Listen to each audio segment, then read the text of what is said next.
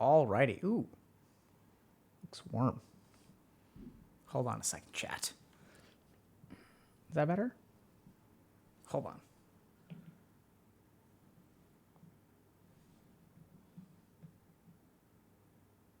Nope. That look better? How y'all doing? Welcome, chat. Welcome to another Healthy Gamer GG stream. Hold on one second.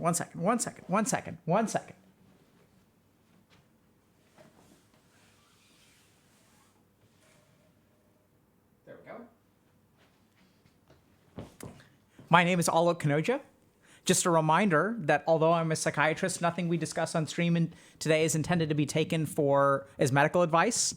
Everything we're going to be talking about is intended as education only or entertainment. So if y'all have a concern or question, please go see a licensed professional. So that's going to be very important for today because we're going to be talking about Euphoria, which I think is a fantastic show that really highlights a lot of what is true about mental health. So before we get into that, though, we've got a lot of cool things to consider and talk about. So let's go over announcements. So May is Mental Health Awareness Month. So we've got a lot of cool stuff planned for y'all. So today we're going to be talking about Euphoria and how in the first 20 minutes of Euphoria, you're going to learn so much about mental health.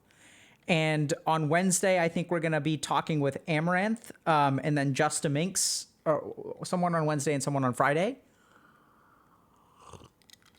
A couple of other Euphoria, the TV show. Yeah.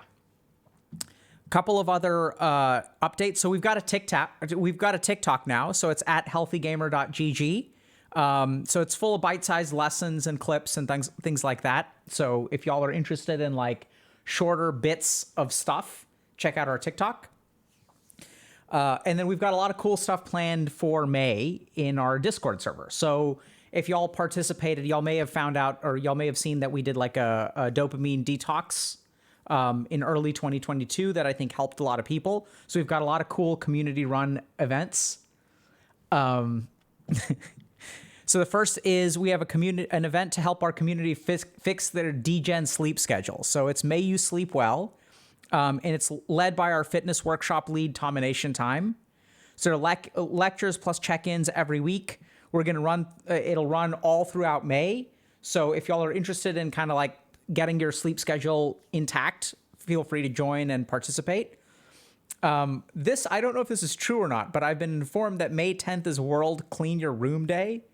So we're going to have like a Clean Your Room Together segment of the Discord, where for those of y'all that like just need to get stuff clean and like get your life in order, we've got that for you. So our community is going to have dedicated hours to clean your room. And then hopefully like meeting people and sort of doing healthy other activities with it. Domination Time is a Twitch streamer. Absolutely. So then we've also got bot hosted lobbies to chill and study together. So if y'all are struggling to like find space and time to study, hop on the Discord. There are particular lobbies dedicated to that. And there's also a sub-community in our Discord now for students specifically. So I think what we've seen in Healthy Gamer is that our community's grown. And there are lots of different people, which is fantastic, right? So our gender balance has increased. So our community used to be predominantly med. I'm not so sure that that's the case anymore. We've got students, we've got professionals, we've got developers, we've got freelancers, we've got artists, we've got NEETs, we have doctors, we have therapists, we have all of the above. So we've started to sort of recognize that the needs of each of these sub-communities may be a little bit different. So we've got a student community, student sub-community. We've also got some networking events for our career-oriented folks. So we've also have a career sub-community. So if y'all are interested in like, career-oriented stuff, like, how to develop a healthy work-life balance, things like that, we've got stuff like that going on in the Discord. And so we've got more bot-guided meditations that are going to be focused on ADHD and a couple of other like focusing meditations. So we've got a lot of exciting stuff going on Discord. And what we've really found is that, HG is like more than streams. It's more than content. It's more than coaching. And that community piece is really, really important. So if y'all are interested in working with a coach to sort of organize your life, plan your life, figure out what your goals are, figure out what your internal resistances are, what holds you back from accomplishing your goals, that's fantastic. And then there's also kind of this like middle of the road stuff, which is like Discord communities, which is, if you want to clean your room or get on a good sleep schedule, you should definitely check those out. So all stream donations throughout Mental Health May are dedicated to the Healthy Gamer Foundation.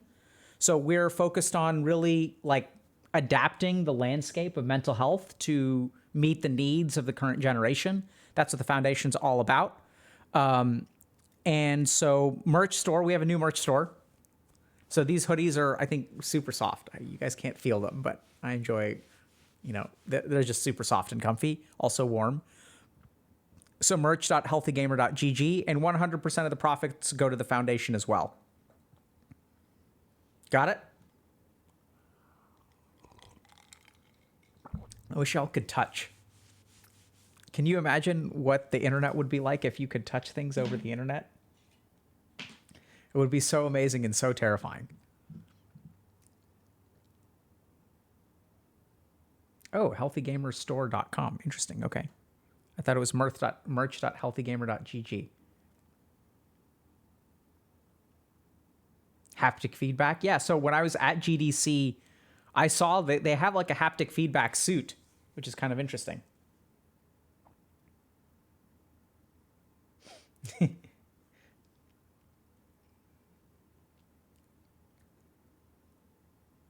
Yeah.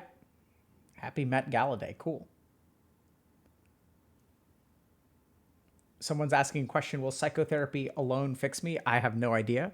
But here's what I would say. I'd say that psychotherapy is, generally speaking, a part of something, right? So like we have this, and this is why we're going to talk about this in Euphoria. I think Euphoria does a great job. What I really, really like about it is how, what's the right word? Multifactorial mental health is. So we think about mental health as like a discrete diagnosis, right? Like, oh, you have like, or mental illness is like you have a diagnosis and then that diagnosis needs to be fixed. But as we'll learn today, like it's way deeper than that and it goes way further than that. Thoughts on akathisia? Akathisia can be terrible and debilitating. It's unfortunate. I think Euphoria is an HBO show. Okay?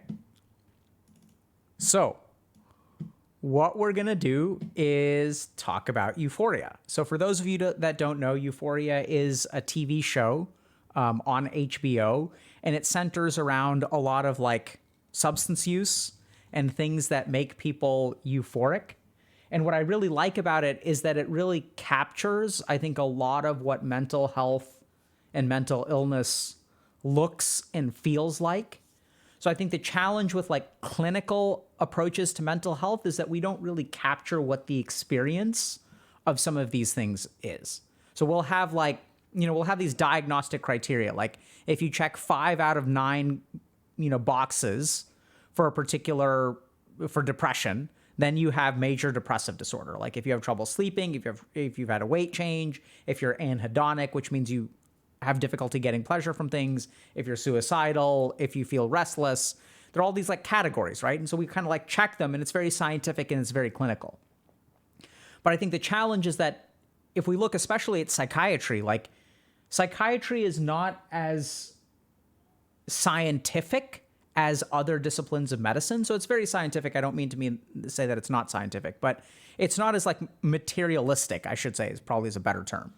So like psychiatry is a lot more like lived, right? So it's not like I can biopsy you and diagnose you with depression. I can do surgery and remove a piece of something that will take away your depression. That's not how it works. So depression or addictions, which we're going to be focusing on today, is such a huge part of like who we are as people, and not just who we are as people, but the people we surround ourselves with, as well as like the society that we grow up in. And so what I really liked about Euphoria is that it really captures how entangled addiction is with every dimension of someone's life. So addiction is, sure, there's a genetic vulnerability, but there's also like, if I have existential dread about my future, how do I manage those feelings? And as we'll see, they even sort of touch on psychoanalytic theory based on, psychoanalysts that were writing books about this like 100 or over 100 years ago. So there are a lot of interesting concepts about psychoanalytic theory, genetics, circumstances, peer pressure, and just what drugs do for us and why we use them, how they how they impact our social relationships. So they're just, the thing, my experience as an addiction clinician has been that addictions can permeate every element of your life. Who you hang out with, how you manage your emotions, your family relationships, your success, your difficulty with dealing with the uncertainty of the world. And I think it really captures all of those things. So let's kind of like dig into Euphoria. And specifically, like what I'm going to talk about today, we're just going to focus on the first 20 minutes of the show. And the cool thing about the first 20 minutes of the show is you're going to learn so much about mental health and how people navigate mental health in a very like, what's the right word? In a non-clinical way, because mental health and mental illness is so much more than just like the clinical diagnosis and treatment. And that's what I really think is great. So we're going to learn kind of everything you need to know about mental health in 20 minutes. Okay? So let's start with this. Okay. So it's kind of interesting. So the show starts off. So there's going to be spoilers, by the way, but not too many spoilers. It'll be like the first 20 minutes. So it's kind of interesting. So the show actually starts off with this image. And it starts off with like this fetus, presumably Rue, who's kind of the protagonist, being in the womb, right? And what happens when we're in the womb is we're content. So if we think a little bit about like the womb, right? So the womb is like a place where we have an umbilical cord that's connected to our parent, our mother, usually. And that umbilical cord kind of supplies us with everything that we need. So all of our waste products, like all of the results of cellular metabolism are sent out through the umbilical cord. All of our glucose, our fats, our everything that we need, even hormones and things like that, are sort of transmitted through the umbilical cord. We're very protected in this environment. So we're filled, the uterus is filled with something called amniotic fluid. And the amniotic fluid like protects us from things like bumps, right? So if my mother is walking down the street and the pavement is kind of rocky, the amniotic fluid is going to protect me against vibration. It's going to protect me against sound. It's going to protect me against everything. And so what sort of people realize is that like the womb is sort of the perfect environment, right? It's dark. It's just kind of filled with relative contentment. And the interesting thing is that even like psychoanalysts 100 years ago were talking about that. And there was a guy named Otto Rank who basically posited that the first major traumatic experience that all human beings go through is birth. So prior to birth, we're perfectly content, right? And like we don't have any needs. There's nothing wrong in the world because we're not even aware of what we are, but all of our needs are getting met.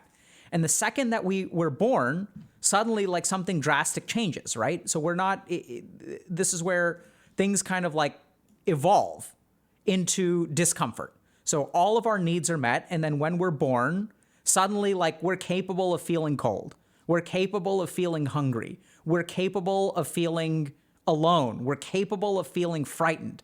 Suddenly like all of these things change. Like we're not perfectly protected in a temperature stable environment. Sights can be scary. Lights can be bright. Sounds can disturb our rest. Whereas in the womb, none of these things happen. So Otto Rank sort of showed up and he kind of hypothesized that the most basic trauma that human beings experience is the process of being born. And there's some interesting physiologic kind of connotations to this. So for example, when children are born, they have spikes of cortisol. So cortisol is a stress hormone. And literally that cortisol helps with things like lung maturity.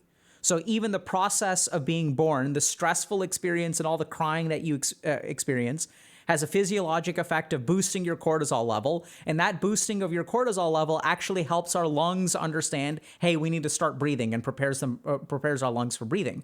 Which is why if we have premature babies, sometimes what we'll do is we'll have to use cortisol injections to prepare them for birth and like being able to optimally survive in the external world. So there are a lot of other interesting psychoanalytic theories about birth trauma. So people sort of posited that the most basic form of anxiety or discomfort happens during birth trauma. So there was another analyst named Bion, I'm not quite sure how to pronounce it, Bion, who basically talked about how the basic imprint of anxiety and trauma is like through birth trauma. So what he sort of noted was that as we're born, if you think about the infant brain within hours of birth or even days or weeks of birth, we don't really like have the capacity to understand what's going on. We don't even understand like what emotions are. All we have are these raw, unfiltered experiences. So in this infant brain, like you just feel hungry, right? And you don't even know what hungry is. All you know is that there are all these signals that are working their way through your body that make you feel discontent. And you have no control. Like you don't understand what's going on. You feel bad. You don't even know in what way things are bad. And you're completely at the mercy of the world, right? Do you get fed or do you not get fed? Do you get cold? Do you get changed? Do you get warmed up? Do they put a beanie on your head? Do they not put a beanie on your head? So it's kind of this unfiltered roller coaster of negative experience followed by contentment, hopefully, in which you kind of like get milk drunk and you pass out and then you wake up again and you're hungry. And then you're back to this like unfiltered state of discomfort. And so this was very, very fundamentally, analysts sort of believe that this is incredibly traumatic and lays the foundation on a very core level of anxiety. And so if we think about what anxiety is like worry about the future, right? What if things don't work out? What if? And if we think a little bit about how does the human brain learn to fear the future? How does it learn to be anxious? It's through this birthing process, or at least that's the theory that these people would posit, right? That suddenly now you're in this world where like you don't know how long the contentment is going to last. And you're just getting bodied by all of these weird sensations, frustration, being hungry, needing to get changed, feeling uncomfortable, feeling afraid, but you don't even know what those are. So those experiences, when sort of put into the fetal mind or the infant mind, are just so incredibly traumatic because there's no way to process them.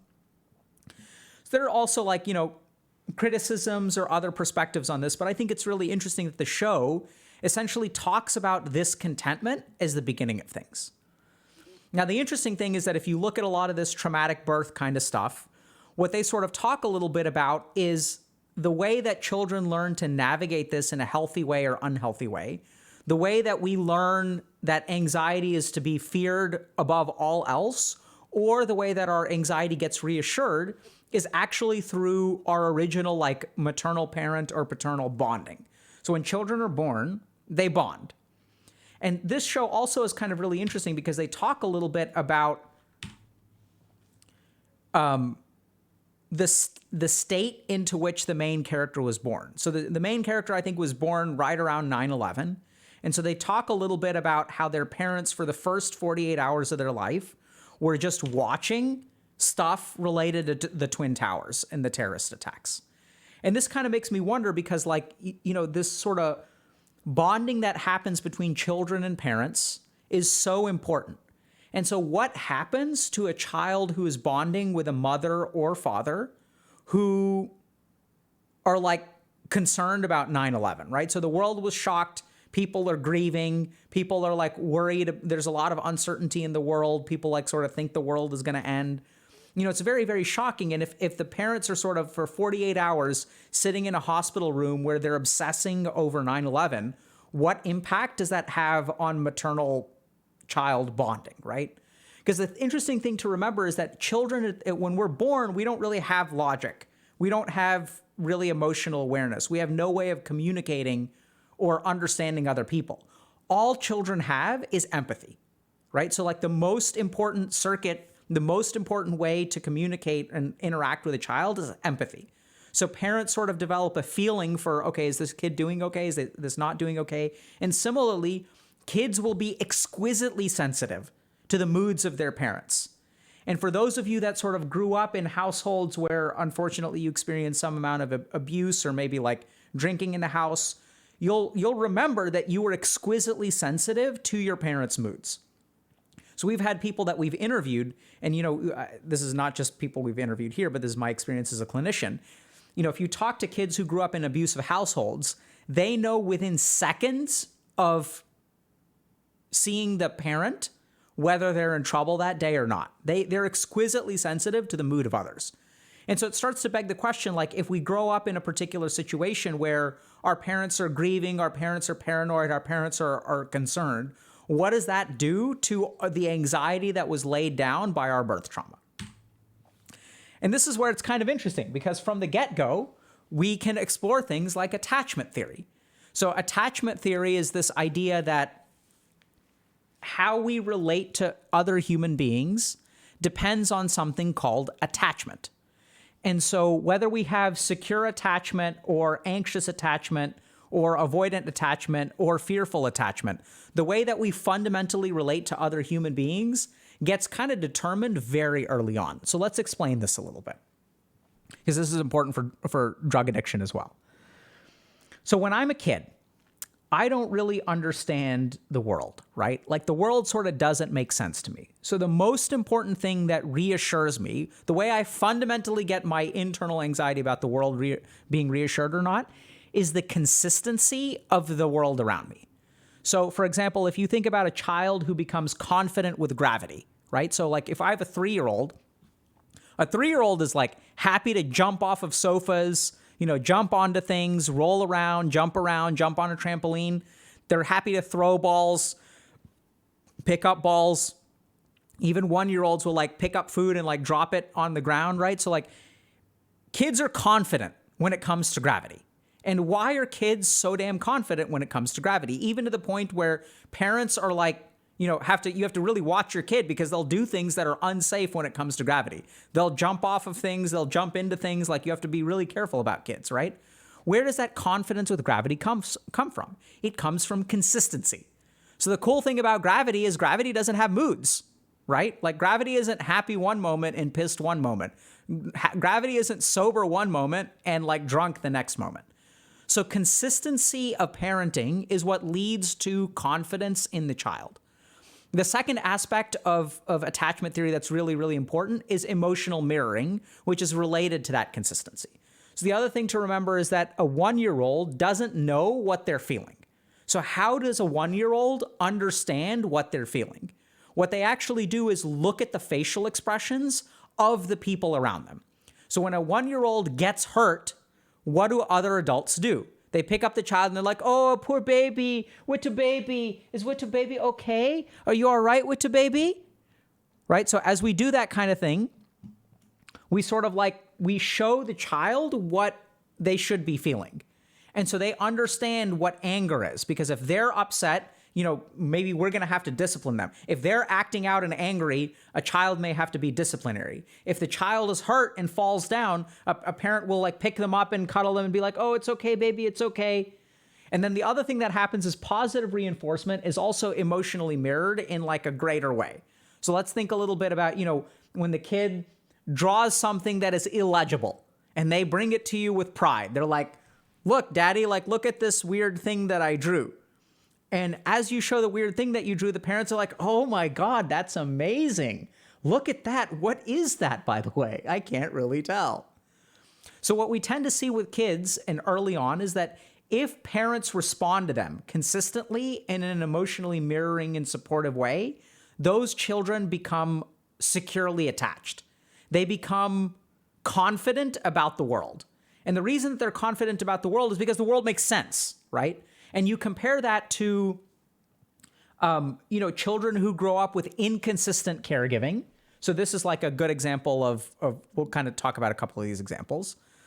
So what we tend to find is that, people who are secure have low avoidance and low anxiety, right? So they're like willing to engage. They're willing to try new things. They're not like they have confidence in themselves. And then we also have like an anxious attachment, which is like when people are very, very high anxiety, but they may be willing to engage with other people. So this comes from sort of inconsistent parenting. And then you'll also have like avoidant attachment. So I think avoidant attachments are very, very classically common in terms of men who have difficulty forming strong emotional bonds. So in avoidant attachments, what sometimes will happen is you'll have a child that shares their emotional needs, which are not met by the parent. And so then what happens is the child starts to resent the parent for not meeting our emotional needs, and then they avoid the parent altogether. So this is the kind of thing where if I share emotional vulnerability and you don't meet me where I'm at, then I'm going to start resenting you. And then what I'm going to learn is to be fiercely independent, right? Because like the lesson that I learned is if I share my emotional needs with people and they don't meet them, then like I can't rely on people. So it doesn't necessarily make me anxious, but it keeps me like separated from other people. So these are people who have struggled to form connections. And if we kind of think about it, it's almost like a protective model where people with avoidant attachment styles will be like very, very careful about, what kind of relationships they form, because they're afraid that like, if I am vulnerable with you, like what's going to happen? I don't know. So the best thing to do is not be emotionally vulnerable to begin with. So there are some interesting experiments that kind of go into this.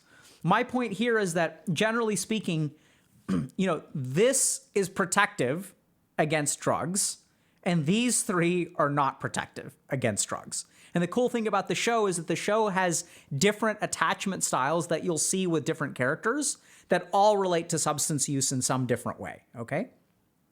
But the key thing here is that if we're talking about the show, like, I don't know what impact, growing up with 9/11 has on attachment. Now, this doesn't, you also have to be careful. I'm kind of overgeneralizing here because, there are all kinds of kids that grew up after 9/11 that have good and secure attachment who are alive today. So you can't really draw that one-to-one correlation. But it just sort of makes me wonder a little bit because if we kind of look at the show really emphasizes some of these concepts, right? And like this is the first 2 minutes of the show, or 60 seconds, 90 seconds of the show, where they kind of talk about the hand that Rue was dealt when Rue came into the world. And that's something that I think is really, really important to think about in terms of addictions. So we tend to think about addictions as diagnoses, right? And we talk about brain stuff and neurotransmitters and genetic vulnerabilities. But the truth is there's a lot of really core stuff involving addictions that I think the show really sets up very well. Next up. Now this is fantastic. So what happens next in the show, right? So this is actually, before we kind of get to this, I want to talk about one other thing.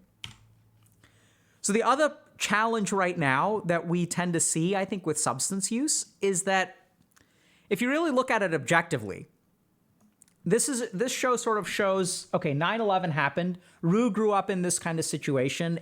She grew up sort of in a world of fear, right? So in the first 10 years of her life, for those of you in the US, like, you remember what the post 9/11 world was like, right? So we went to war as the United States. There was an emphasis on terror. The Department of Homeland Security was created. There was a lot of racism. There was a lot of discrimination that happened. And so we kind of grew up with this once in a lifetime event. I think if you look at substance use, right? So we're seeing that substance use is, generally speaking, getting worse, or not just substance use. Let's just talk about addiction as a whole.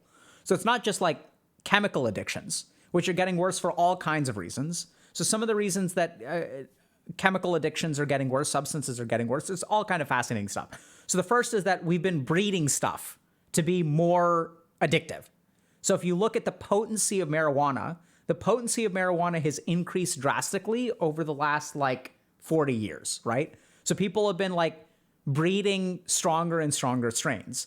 And that doesn't even include the synthetics. So the other thing that we started doing is getting very, very creative with what kind of synthetic substances we'll make.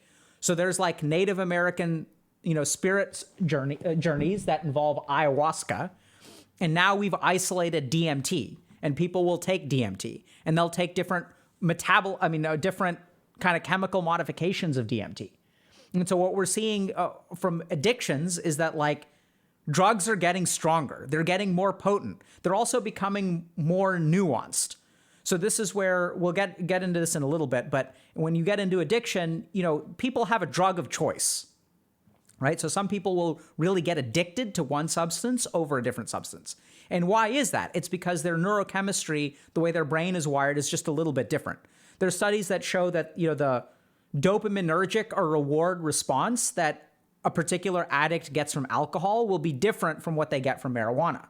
Whereas another person may get a huge response from marijuana and very little from alcohol.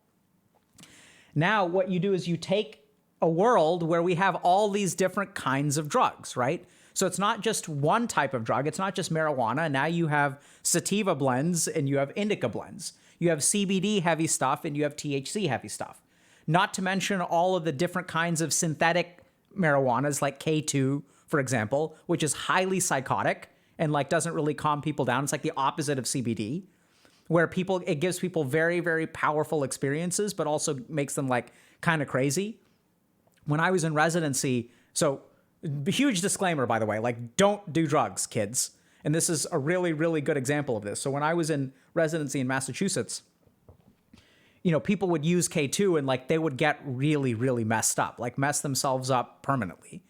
And it just messes you up so bad. And what we're seeing right now in substance use is that as we make 5 or 10 different variants of drugs, what we're essentially doing is selecting for all of the different variants, right? So if you start using drugs and you try out 5 different variants of marijuana, you may be able to find the perfect marijuana blend for you, which we'll get to in a second in terms of why people use it. But then what that actually does is opens you up to more addictive potential and more possibility to like really screw up your life.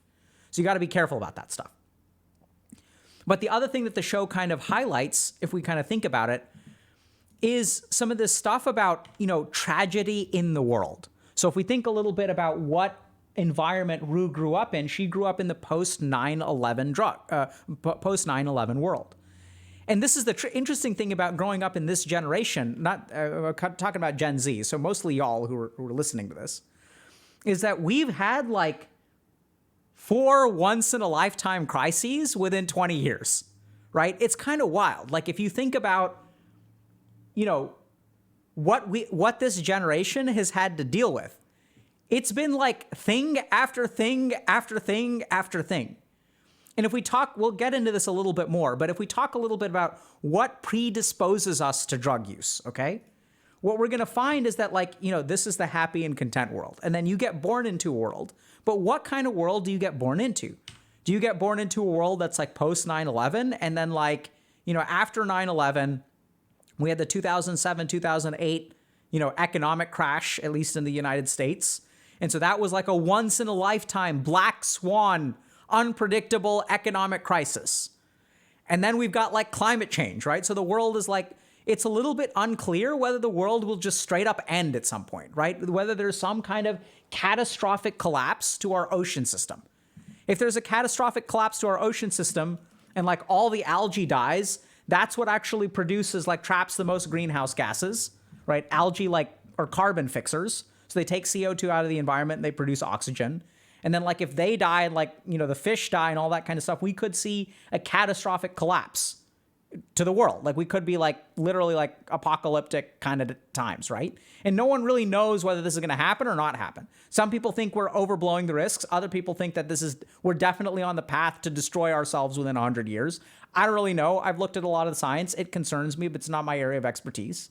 The point here, what we are focused on, is not whether the world is going to end or not, but growing up in a society where there's a lot of very strong scientific evidence that we're on the path to screwing ourselves, right? There's economic crises, there's climate change, there's stuff like 9/11. And by the way, there's also this global pandemic, which basically shut down the world for 2 years, right? And the human rights related stuff that's happening with COVID as well. There's all kinds of stuff going on. And this is the problem is that what is that doing to our psychology? What is it like to be a 20-year-old kid existing in the world today? And there's a counter argument here as well, where you can say that, humanity on the whole has gotten a lot better. And there's definitely an argument for that, right? So if you look at medical advancement, it's pretty cool that, we've basically eliminated polio through vaccines. We've essentially eliminated cervical cancer or reduced cervical cancer drastically through the HPV vaccine. So that's huge, right? People aren't dying of cervical cancer. I remember culturally and religiously, kind of the same thing. You don't name a kid until they're 30 days old in several cultures, right? Why is that? Why don't we even give kids names? It's because infant mortality used to be through the roof. Now people think about their kids' names before even they're pregnant. We take it for granted that our children will survive, right? That is an assumption that human beings didn't have 100 years ago. So there's absolutely been progress. There's no question about that, right? So we've got solar panels, that's pretty cool. We've got electric cars, that's pretty cool. We've got technology and video games and virtual reality, and medicine is improving. That's pretty cool. We're in the days of Uber and Uber Eats, and we have so much cultural exchange. I can watch a Korean soap opera if I want to. That's pretty cool. So life has definitely gotten better by a lot of objective measures as well. But when we think about the psychology of what it's like to grow up in the world today, we get bombarded by some really, really scary stuff. And what do we do about that, right? How do we manage that? Okay, so you're telling me I have to go to college, right? And the reason I need to go to college is so that I can get a good job. The reason I can get a good job is so that I can be financially independent and then presumably get married and have kids and all this kind of stuff. But what if the world ends in 20 years? I've had several patients talk to me about they're afraid to have children. And it's like, why is that? Well, it's like, I don't want to bring a child into a world that's like apocalyptic because the climate is collapsing and then like human beings die. Like, that's terrible. Like, I don't want to do that. I've had patients who talk about the anxiety and concern about bringing children into this world, which I'm sure to some degree has always been there, right? So every generation is concerned about the world ending like in the next 100 years. I'm sure that there are people who sort of do that, but are concerned about that. But I really think that our exposure to this kind of information, the volume at which we get it, because it's always one disaster after another, right? Which has something to do with the internet and the way that we consume information, the way that information floats to the top. So what information floats to the top? The information that is emotionally charged. That's what we react to. And so what ends up happening is we see the most emotionally charged stuff from all over the world, day after day after day after day. And what impact does that have on our psychology? Well, it's like, okay, I've got a choice between this or this. And this is what I want, right? I want to go back to the womb where like there was no sense of, things are going to hell in the womb. In fact, everything was perfectly content. Okay? So now you get kids who are growing up with some amount of existential dread. And this is where things are going to get a little bit tricky. So then what happens is like, you'll get some kids, right? And here's the thing. Kids are unique. Not all kids are the same. I don't know if you guys can kind of see this one, but she's counting up here. So she's just like counting things on the ceiling. And then the parents like look at the kid and they're like, wait a minute, I don't understand what my kid is doing. So I want you to think a little bit about, if Rue was born 200 years ago and she was counting objects, right? Maybe a little bit of like obsessive compulsive tendencies. What would a parent do? A parent would be like, I don't really know what's up, right? We didn't have answers for everything back then. But now living in the information age, it's very subtle.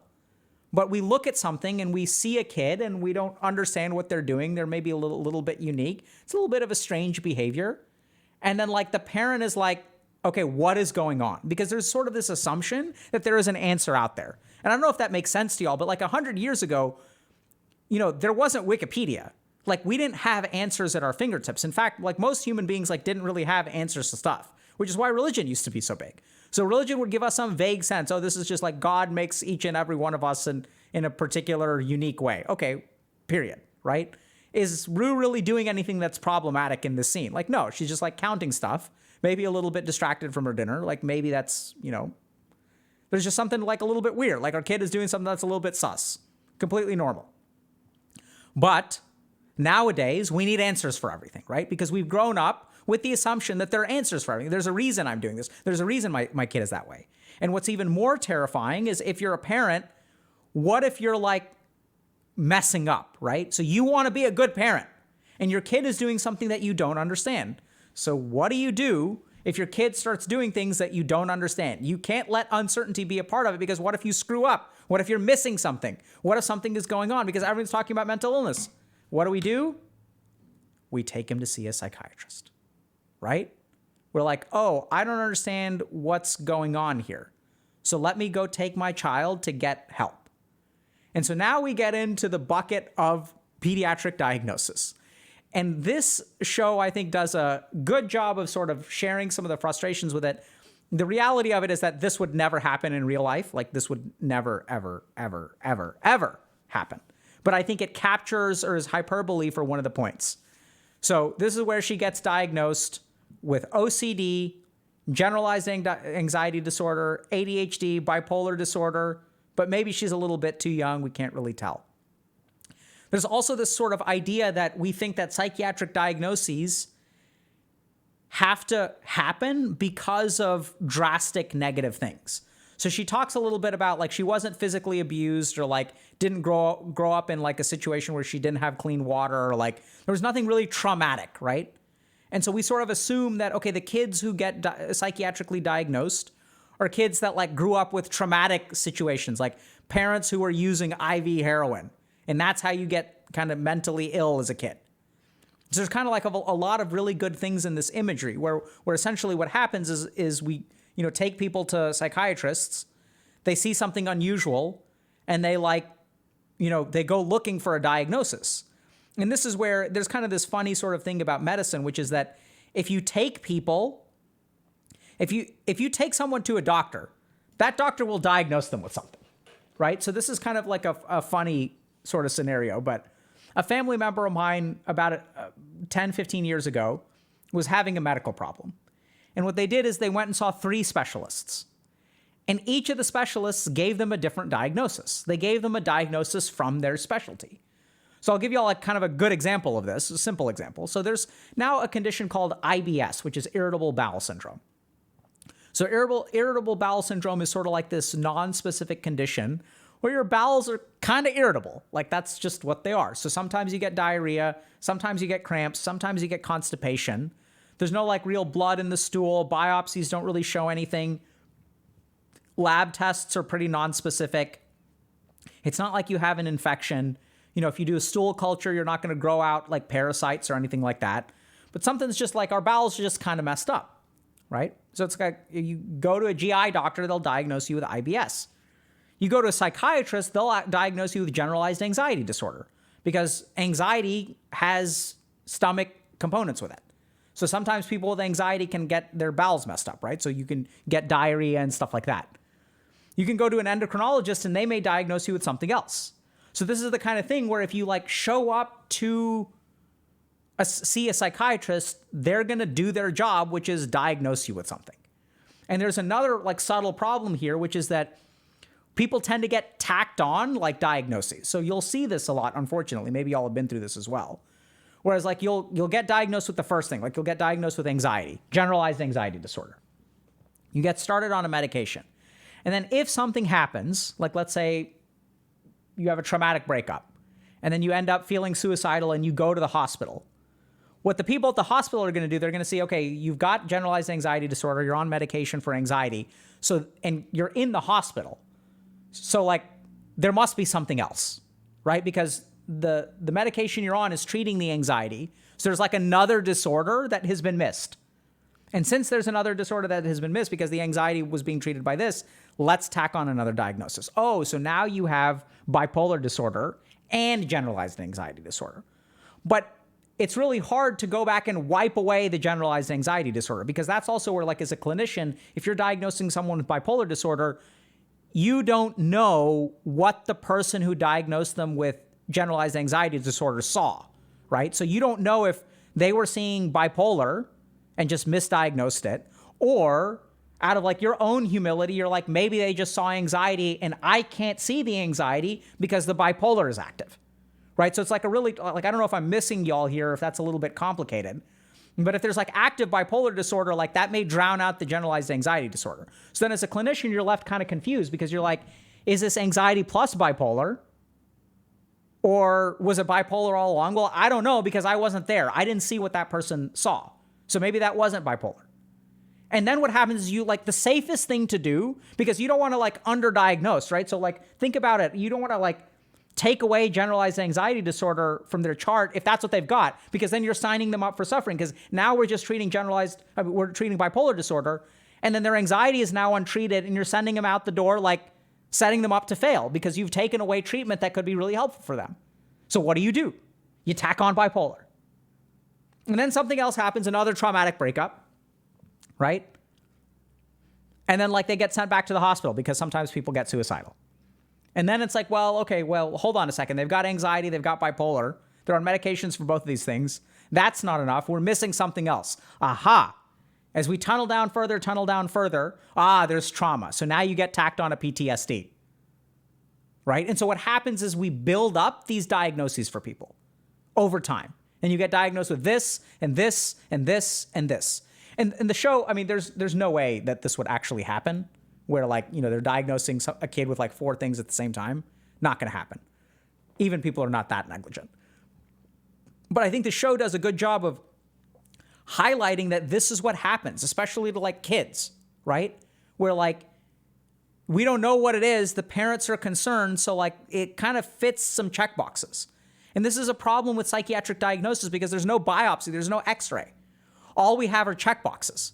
And I'm sure that y'all can understand that, like, I mean, maybe I'm taking this for granted, but the checkboxes for anxiety, the checkboxes for bipolar, and the checkboxes of OCD can overlap quite a bit, right? Like if I'm OCD and I'm not able to control things properly, I'm going to get really, really anxious. The experience of people with OCD is oftentimes anxiety. Because if you think about it, like if I have OCD and I have to turn on and off the light switch 15 times, right? Before, and if I don't do that, everyone in my household is going to die from a meteor strike. That's literally the kinds of thoughts that people with OCD have. What do you imagine my internal experience is going to be? It's going to be anxiety. So I go to a psychiatrist and say, I'm anxious all the time. Or my friends see me and they say, oh, you're super anxious. You need to relax. You need to go see a therapist. And then you go to the therapist and you say, hey, and the therapist asks you, why are you here today? And you're like, well, my friends think I'm super anxious, so then I need to chill out. And the therapist is like, okay, so tell me about your anxiety. Well, I'm worried that bad things are going to happen to people that I love. Okay, tell me more about that. Now, hopefully you have a competent clinician, and the competent clinician actually assesses you for OCD, which is what they're supposed to do. But this is where, unfortunately, we live in the real world where, people get a certain amount of time for a diagnostic assessment. Sometimes clinicians are burnt out. And you just answer questions in a particular way, and you think you have anxiety. And one of the things you learn in medicine is that learn to trust the patient, right? Honestly, I'm not kidding. So I've had patients come in and, they're like, I'm afraid something's wrong with me. And we do tests and stuff, and we're like, we don't think anything's wrong with you. They're like, something's wrong with me. It's like, okay, let's take that seriously. Let's do more tests. Let's try to figure this out. Because patients know their bodies better than doctors do, right? So we listen to the patient. So sometimes they get diagnosed with anxiety when really what they have is OCD. And so they get treated for the anxiety, but they don't get treated for the OCD. And then later on, a clinician comes along and then assesses them for OCD and then sees, oh, they've got OCD. And then that clinician has the same problem. Now, okay, so I diagnosed OCD, but does that mean that the anxiety was the OCD? Or did this person see something else that is now being medicated and treated by this treatment? So it's actually generalized anxiety under control. Y'all get that? It's really hard as a clinician. So I'm not sort of blaming that. I'm not blaming clinicians here, but unfortunately, this is way too common where kids will get diagnosed with one thing and another thing and another thing. And we don't have biopsies to diagnose you with major depressive disorder or OCD. And we sure as hell don't have x-rays to rule out psychiatric diagnoses. So it is so hard to get a psychiatric diagnosis taken off of your chart, right? Because how do people know? We don't know. fMRI doesn't do it, my friends. Sorry. I'd love it if it did, but it just doesn't do it. Okay? So, I think the show does a great job. This is also the first 2 minutes. Oh, man. So the next part is even worse. Okay. So, the most terrifying thing as a child is when your parent starts manically reassuring you for something that isn't wrong. Right? So they're you're just a kid. You're just you. And then suddenly your parent shows up and says, honey, it's just the way that you were hardwired. Plenty of great, intelligent, funny, and interesting people have what you have. Struggle with the same things you struggle with. But here's the thing. I want y'all to understand this. This is not a struggle. The kid is fine. They're just counting. Right? Y'all get that? I'm not saying that the kid doesn't have OCD and doesn't need treatment and stuff like that. But this is the other thing that tends to happen is that kids who get diagnosed with something, they're not broken in some way. That maybe is a statement that I'll get in trouble for. But I really, as a psychiatrist, I don't view that child as broken. And these statements are true, right? Sometimes people are just wired differently. But then it's you're the kid and you're what's going on? I'm confused. I went and I saw the doctor and now I have to take these pills. And there's mom with a huge smile on her face, right? Look at how, oh, honey, here, take this medicine. Your brain is wired differently. And there's nothing wrong with you. You can be so successful. Lots of brilliant people are just like you are, hun. And then it confuses the hell out of the child. They're what is going on here? I didn't think that. I'm just counting, yo. I like to count. It makes me feel good about myself. And this is what parents do, because parents, it's not their fault. Because parents are terrified, right? When they see, like, look at this facial expression, right? The parents are terrified. They're terrified of all of these diagnoses. What does this mean for my child? Oh my God, I'm so scared, I'm so scared, I'm so scared. And look at the kid. The kid has no idea what's being said, but what's the kid's facial expression? Kid is matching dad. Kid doesn't know what the hell is going on, but they know it ain't good. And then mom shows up with smiles. Hey, everything's going to be okay. Because the parent too, the parent wants everything. They're devastated. Parents devastated on the inside. But we can't let the child be devastated. We can't let them know that, oh my God, they're taking all these pills because they're crazy. So we see this like false positivity that the parents are like, oh, like people have struggled with what you've struggled with, right? Like you can be okay. Like everything's going to be great. Like you're going to be awesome. There's nothing to worry about. And the kid was like, I'm just counting. I wasn't worried to begin with. I was okay. Right? And so there's this discrepancy between the way the parent feels and the way they act. And that can really mess kids up. So now it's like confused. But there are a couple of other things that the kid learns, right? Okay, so if I feel bad, maybe these are the antidote. And then we get into this, which is devastating. So like, it's so beautifully written. So just that the world moved fast and my brain moved slow, right? And so like what starts to happen when you get medicated is that like some of these medications, so I don't know what these are, but let's assume that they're started on a mood stabilizer. We wouldn't do this all at once. This is terrible. No clinician would do this. You get started on a mood stabilizer, an SSRI, maybe like some kind of anxiolytic medication. And what are those going to do? They're going to slow you down a little bit. So the hardest thing that I've struggled with as a clinician is like my patients with bipolar disorder really, really dislike the medicine, some of the medicine anyway, because they feel like it slows them down, especially if they have a creative interest. And this is really interesting, but you know, this isn't wrong. So a lot of like very funny, interesting, and creative people do have mood disorders. And I call it something called the artistic temperament. I've worked with a lot of people, and I work really hard to really minimize their medication, because the truth is that those experiences of depression or mania are what inspires these people to create their art. It's like understanding the depths of despair and suicidality, which then you put into a piece of art that is powerful and resonates with the community and like makes your art magnificent. Right? And it's the price that we pay for being geniuses, and like our mental kind of gets busted as a result. Or there's something there where I've just seen too many successful artists struggle with mental illness. And it's really hard, but like I think that there's absolutely a way to kind of navigate that in a forward in a healthy way. The first is it helps the artists that I work with when I'll sort of share with them, like, I think you have the artistic temperament. And they'll be like, what is that? It's like, yeah, we can diagnose you with something, sure. But I think that you need to understand that, like, this is what makes you great, right? These experiences that you have, I understand that they make you suffer. We're not going to try to, like, let them go unchecked, right? And the real pathway forward is trying to figure out how we can access that authentic suffering part of you and yet not let that part take over your life. And my goal as a clinician when I work with people who have the artistic temperament is to somehow let them create art without sacrificing everything else. Because that's oftentimes what they have to do.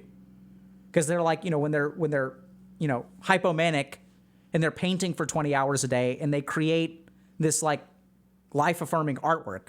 It's like they're not paying their bills, they're ruining their relationships, they're losing custody of their kids, and like that's not worth it. Or maybe it is. It's not for me to say. But as a clinician, my job is to help you create that art while at the same time, like helping you put together a life that is like stable and worth living.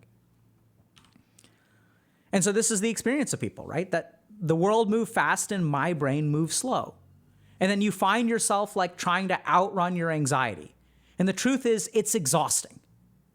It's just exhausting. That's the best word for it. So now what happens is I want you all to think about this for a second. So like you're a 12-year-old, 13-year-old kid, you're in middle school. And like middle school is hard enough. But if you have anxiety, if you have medication, everything becomes harder. Both of them make things harder, right? Ideally, I mean, in a good clinical scenario, and I've seen this for kids as well, where medication can be drastic and it just makes your life feel fantastic. Like it really fixes the problem and allows you to live life. That's the purpose of medication, right? We want to use it to the point where it doesn't make your brain move slow. It just makes it so that you don't have to outrun your anxiety. Like that's the goal of medication, is to let your brain be calm so that you can enjoy life. But oftentimes what we tend to see is that it makes life just exhausting. You're outrunning your anxiety one moment, you're struggling to understand math the next moment because you're on a mood stabilizer that slows your cognition a little bit, right? And that's just how you feel. And so like this is your life. Like you forget about existential dread and all that crap, which has been baked into this person from birth. But life is just hard. You're tired of it. And so this is where we start to get into identity. And so at some point, this is the scene in the movie where mom distrusts Rue and Rue basically smuggles fake urine in to dodge a drug test. And this captures so much about what it's like to be an addict. So the first thing that I want you to understand is that, at some point your symptoms start to become you. So at this point, we have a diagnosis. The diagnosis is separate from you. And then it's the way our brain is wired. And now you find yourself trying to outrun your anxiety, right? So there's still your anxiety and there's the you. And at some point, it becomes who you are. So you become an addict. It becomes the person that you are. If I could be a different person, I promise you I would. They don't ask for this, right? Rue didn't ask for this. She didn't ask for this. She didn't ask for this. She didn't ask for this. She didn't ask for this. And she sure as hell didn't ask for that. Right? And so we hate being addicts. We wish we were different. We wish we were so different. Right? But this is where I think things get really challenging. So the challenge is that we're in this world that is full of existential dread. Our brain is hardwired a particular way. We didn't ask for it. We just kind of show up one day. And I just showed up one day without a map or a compass, or to be honest, anyone capable of giving me an iota of good advice, right? And we have our mom who's like, did you eat breakfast this morning? And this, I think, is a consequence of, it's a beautifully written set of dialogue because I think it captures so much about what's wrong with our world right now. And what's going on is Rue is a person, right? This is a whole person. The problem is that what we've managed to do is separate out all of the aspects of the person. So if you've got a disease, go see a psychiatrist and take these pills and it'll fix that, right? If you have body image issues or peer pressure or things like that, that's something that the school should handle. So the therapist should handle this, the school should handle this, the psychiatrist who's prescribing your medication is supposed to handle that. Remember, those aren't even the same anymore. And then the parent is supposed to make sure that you eat, right? But who is supposed to help you with all of it? Because the psychiatrist isn't going to be asking about your diet. Your coach in gym class is not going to be asking about your medication. And your mom is not going to ask you, isn't going to help you with the existential dread, right? Because mom is just worried about making sure you get your meds. There's they're just going to make sure that you're getting fed, which is all they can handle. And there's another scene here where mom is frustrated on the phone trying to figure out how to pay for Rue's treatment, right? So mom's got a lot on her plate. I'm not really faulting her. And this is the problem, is that if we look at a human being, it's all of this stuff, right? It starts with here. It starts with this. It moves on to this. Moves on to this. Moves on to this. Moves on to this. And like, who is going to help you with the fact that you're just exhausted as a 13-year-old and the world is moving fast and you're moving slow and your brain is moving slow? Who's going to help you with the fact that you're trying to outrun your anxiety, but you take it with you wherever you go so you never succeeds? Who's going to help you with all this? Like, what am I supposed to do with my life? How do I handle these feelings? What does this mean for my future? Forget about the feelings. Like, there the therapist is talking to you about your feelings, but like, what is the therapist actually going to do about climate change? Because that's a valid fear, right? It's like, sure, I can go see a therapist because I'm depressed because I have crushing student loan debt. US once again. But like, what is the therapist going to do about that? Oh my God, that must be so hard for you. Yeah, you're damn right it's so hard for me. Like, what are we going to do about it?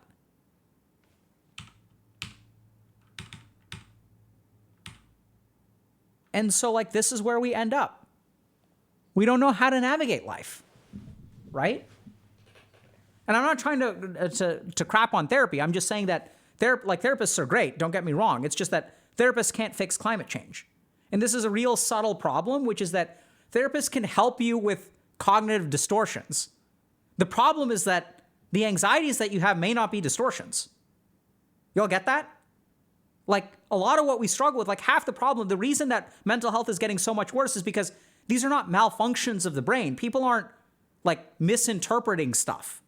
This is actually what's going on. If you look at things like grooming, how old were you if you're a girl? I guess applies to guys too, but generally speaking, I think about girls. How old were you when you got your first dick pic? Right? Like, that's a reality. Like, you have to deal with that. This is not a cognitive distortion. It's not a malfunction of your mind. Right? You guys get that? Like, these are real problems that we're not given advice or a compass or map, right? And we see like people like 9 to 13. Shocking, but that is like really consistent with most of the people that I've worked with. Right? It's staggering how bad of a place the world can be. And so this is beautifully said. And at some point, you make a choice about who you are and what you want. Right? And this, I assume, is Rue's mom, right? So we see that there's a genetic predisposition to anxiety, that her mom uses Xanax, and you make a choice about who you are and what you want. And you take a substance. And everything you feel and wish and want to forget, it all just sinks. And then over time, it's all I wanted, those 2 seconds of nothingness. And you're just so happy. And thus is an addict born. Because for 2 seconds, after you take this pill, it's back to the womb. And this is the interesting thing. I was talking to, there's one patient that I really learned a lot from. And, it's kind of weird. So I'm a psychiatrist. Sure, I'm qualified and stuff. Like, I've got good training behind me and I'm a medical doctor and all that good stuff. But the truth of the matter is that if you really want to understand any addiction or any disease, the psychiatrist is not the expert. The patient is the expert.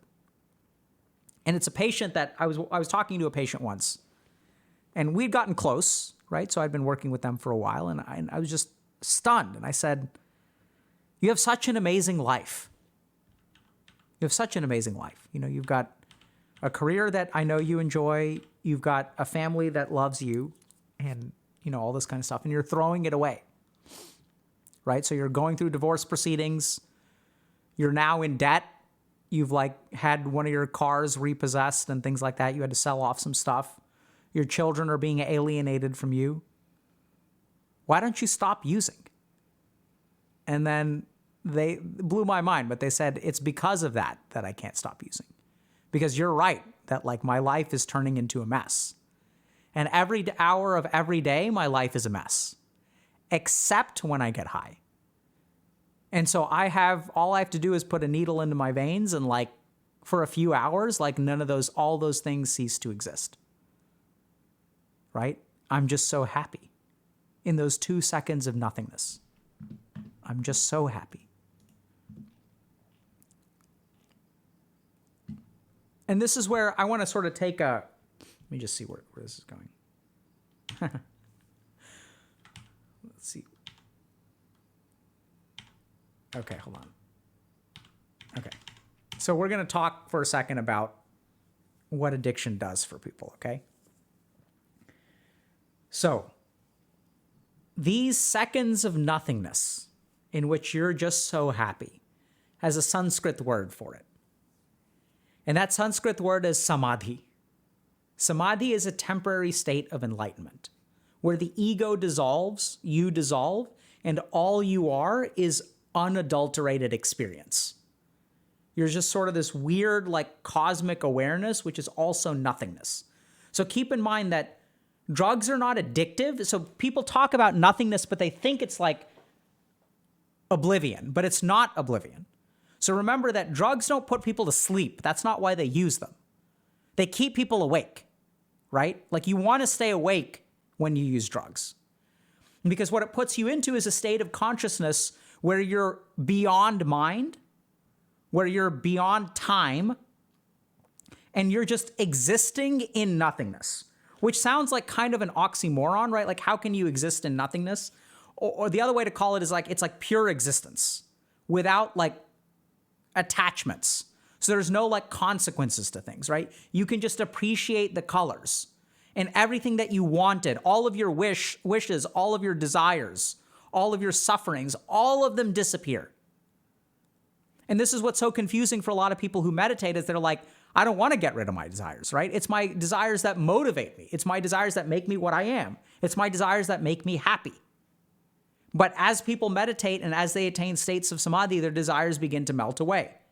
And you don't know how to continue living until you've experienced it. You don't know what that means for you. And so you can appreciate things when you're high, like colors and the taste of food and the feeling of wind on your skin. And the other people that talk about experiencing this stuff are the yogis, because they say, oh, look, like just be. Enjoy, transcend ego. And so I think for a lot of people, drugs are basically like a budget samadhi. They're like a temporary shortcut to bring you to a place where like the yogis, like Buddha has been trying to teach people how to do this for thousands of years. And then like, here's the problem is that your brain is like, okay, so I can do hardcore meditation for 15 years and maybe I'll get to this state. Because remember, when you start to meditate, you don't know what this feels like, right? So like, this is all a myth to you. It's a hope. It's like telling someone that, sail to the end of the ocean and the world is round and like you won't fall off. It's faith, but you have to embark on that very, very long voyage on faith and you have no idea what you're going to be getting at the end of it. And then what you have is you've got a pill that can bring you there. It's so much easier. Like, why bother meditating when you can get high? Like, because it's so immediate, it's so enjoyable. It allows you to forget all of your body image issues. Here you are, exhausted, worried that you're overweight, worried that your brain is moving slow, and disappears. It's a pill to make it go away. Right? Why bother? It's bliss, samadhi.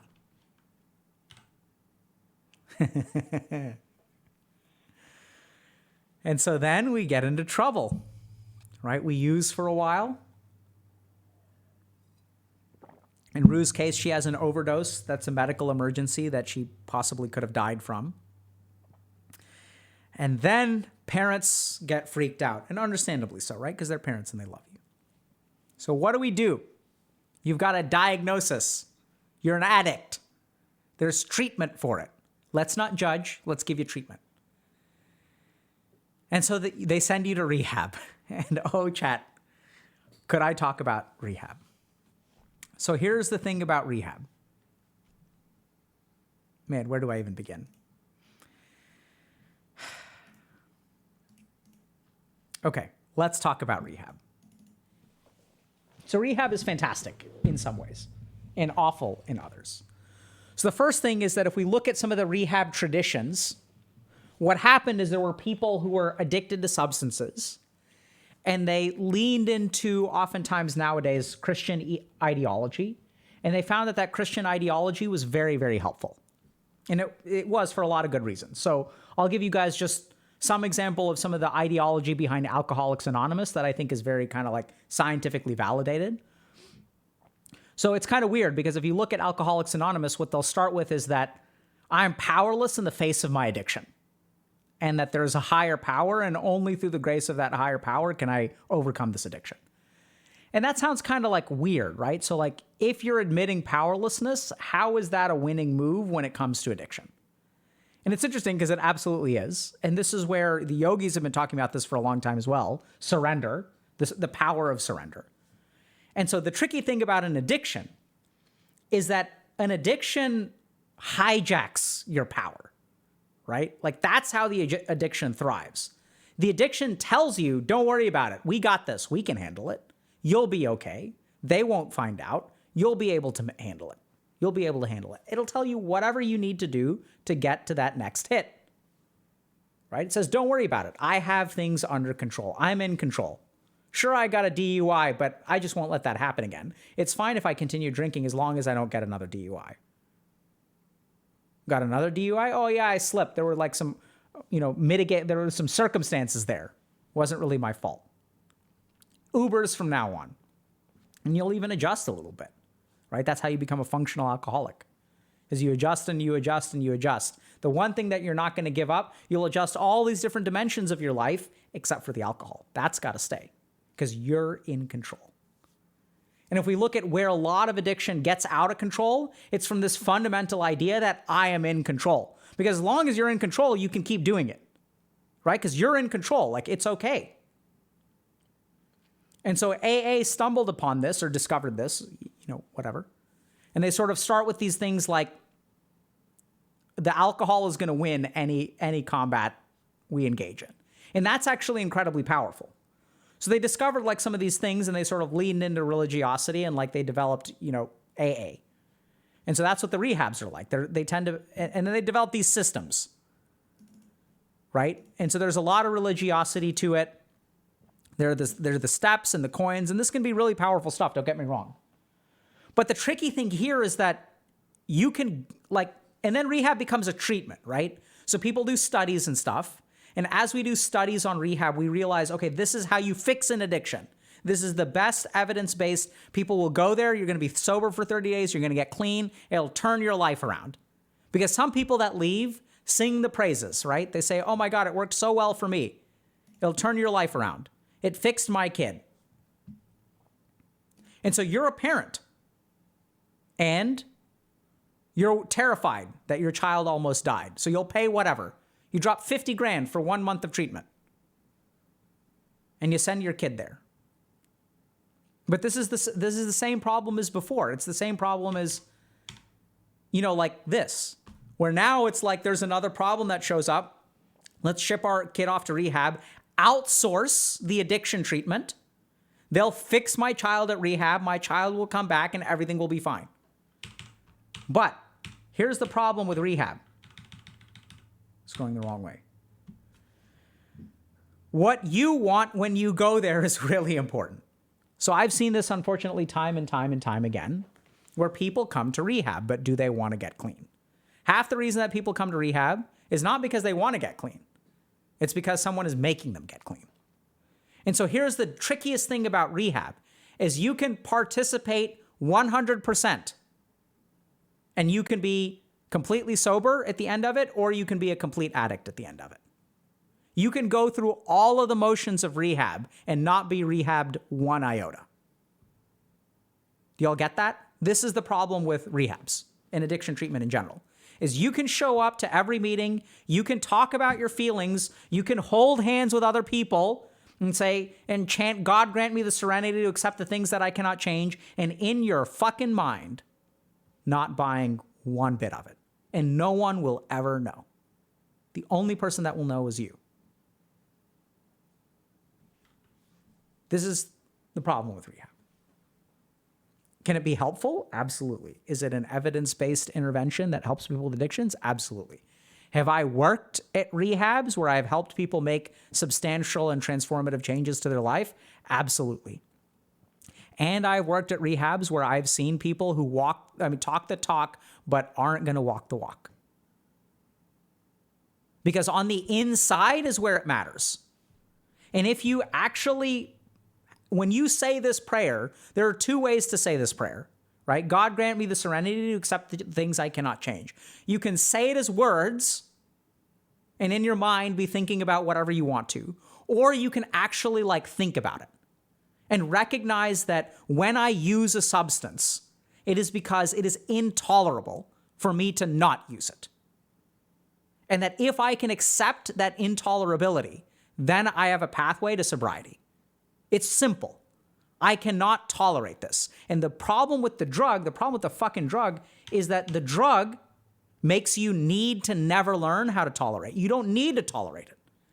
Because if you take the medicine, if you take the drug, you don't need tolerance anymore because it puts you in this state. It puts you into a state of samadhi.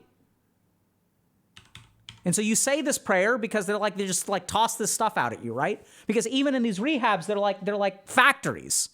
You get, we've got 14 newbies today. Go get checked in over here. They're, room checks every 2 days. Thursday is lasagna night. You'll get your 1-day chip, your 1-week chip, and your 30-month chip. And then they have graduations and all these other kinds of ceremonies and things like that, which matter to some people and don't matter to other people. And so it's like this script. But a script is not a substitute for a map or a compass. A script is not a substitute for anyone capable of giving one iota of good advice. But this is what's happened, is we become scripted. And so you go through the motions, right? And then are you better off after? Who knows? Who knows? This is a problem with rehabs. The other subtle problem, rehabs are great in general, just to be clear. We're just sort of talking about the downsides, which, remember, that has a lot to do with her, right? It's not so much that the rehab doesn't work. The downside, though, is that there are some rehabs whose business model is to not work. So I've seen this, unfortunately, in some very upscale, very expensive rehabs that cater to executives. But their business model is you're going to come to this beautiful place, on an island off the coast of Florida or something, some beautiful area of California, in Napa Valley. And we're going to you're going to get sober. We're going to do this spiritual kind of talking about stuff. You're going to talk about your feelings. You see a therapist. You're going to do an infrared sauna, and you're going to do this, and you're going to get massages, and you're going to do yoga. You're going to learn how to meditate. And by the way, we're going to artificially restrict your substances. You don't actually have to do work, but it's going to be basically a 30-day vacation that you feel fantastic afterward. And then we're going to have very poor aftercare, and we're going to send you back into the environment where you have access to alcohol. And you're just going to screw up again. And when you screw up, you had such a positive experience here that you'll come back, and we get repeat business. And by the way, here's your loyalty rewards program. 10 visits, your 11th is free. These kinds of places exist. It's unfortunate. But their business model survives off of repeat customers, right? I don't know how intentional it is, because they'll collect data, sort of, right? So very few rehabs, very, very few rehabs will advertise what their success rate is, 2 years out or 3 years out. They won't even collect it. No one knows. It's sad, but unfortunately it's true.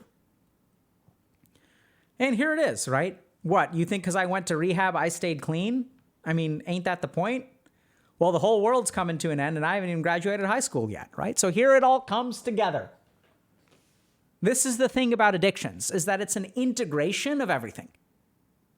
It's an integration of all the above. It's an integration of the world going to hell, outsourcing various things, pieces of your life that are being handled by this person versus that person versus that person. And you can choose to participate or not participate. You just go there, you sit with the therapist, you talk about your feelings for an hour, you leave, and you go and you get high. You go to rehab, you get your chip, you say the words, you go and you get high.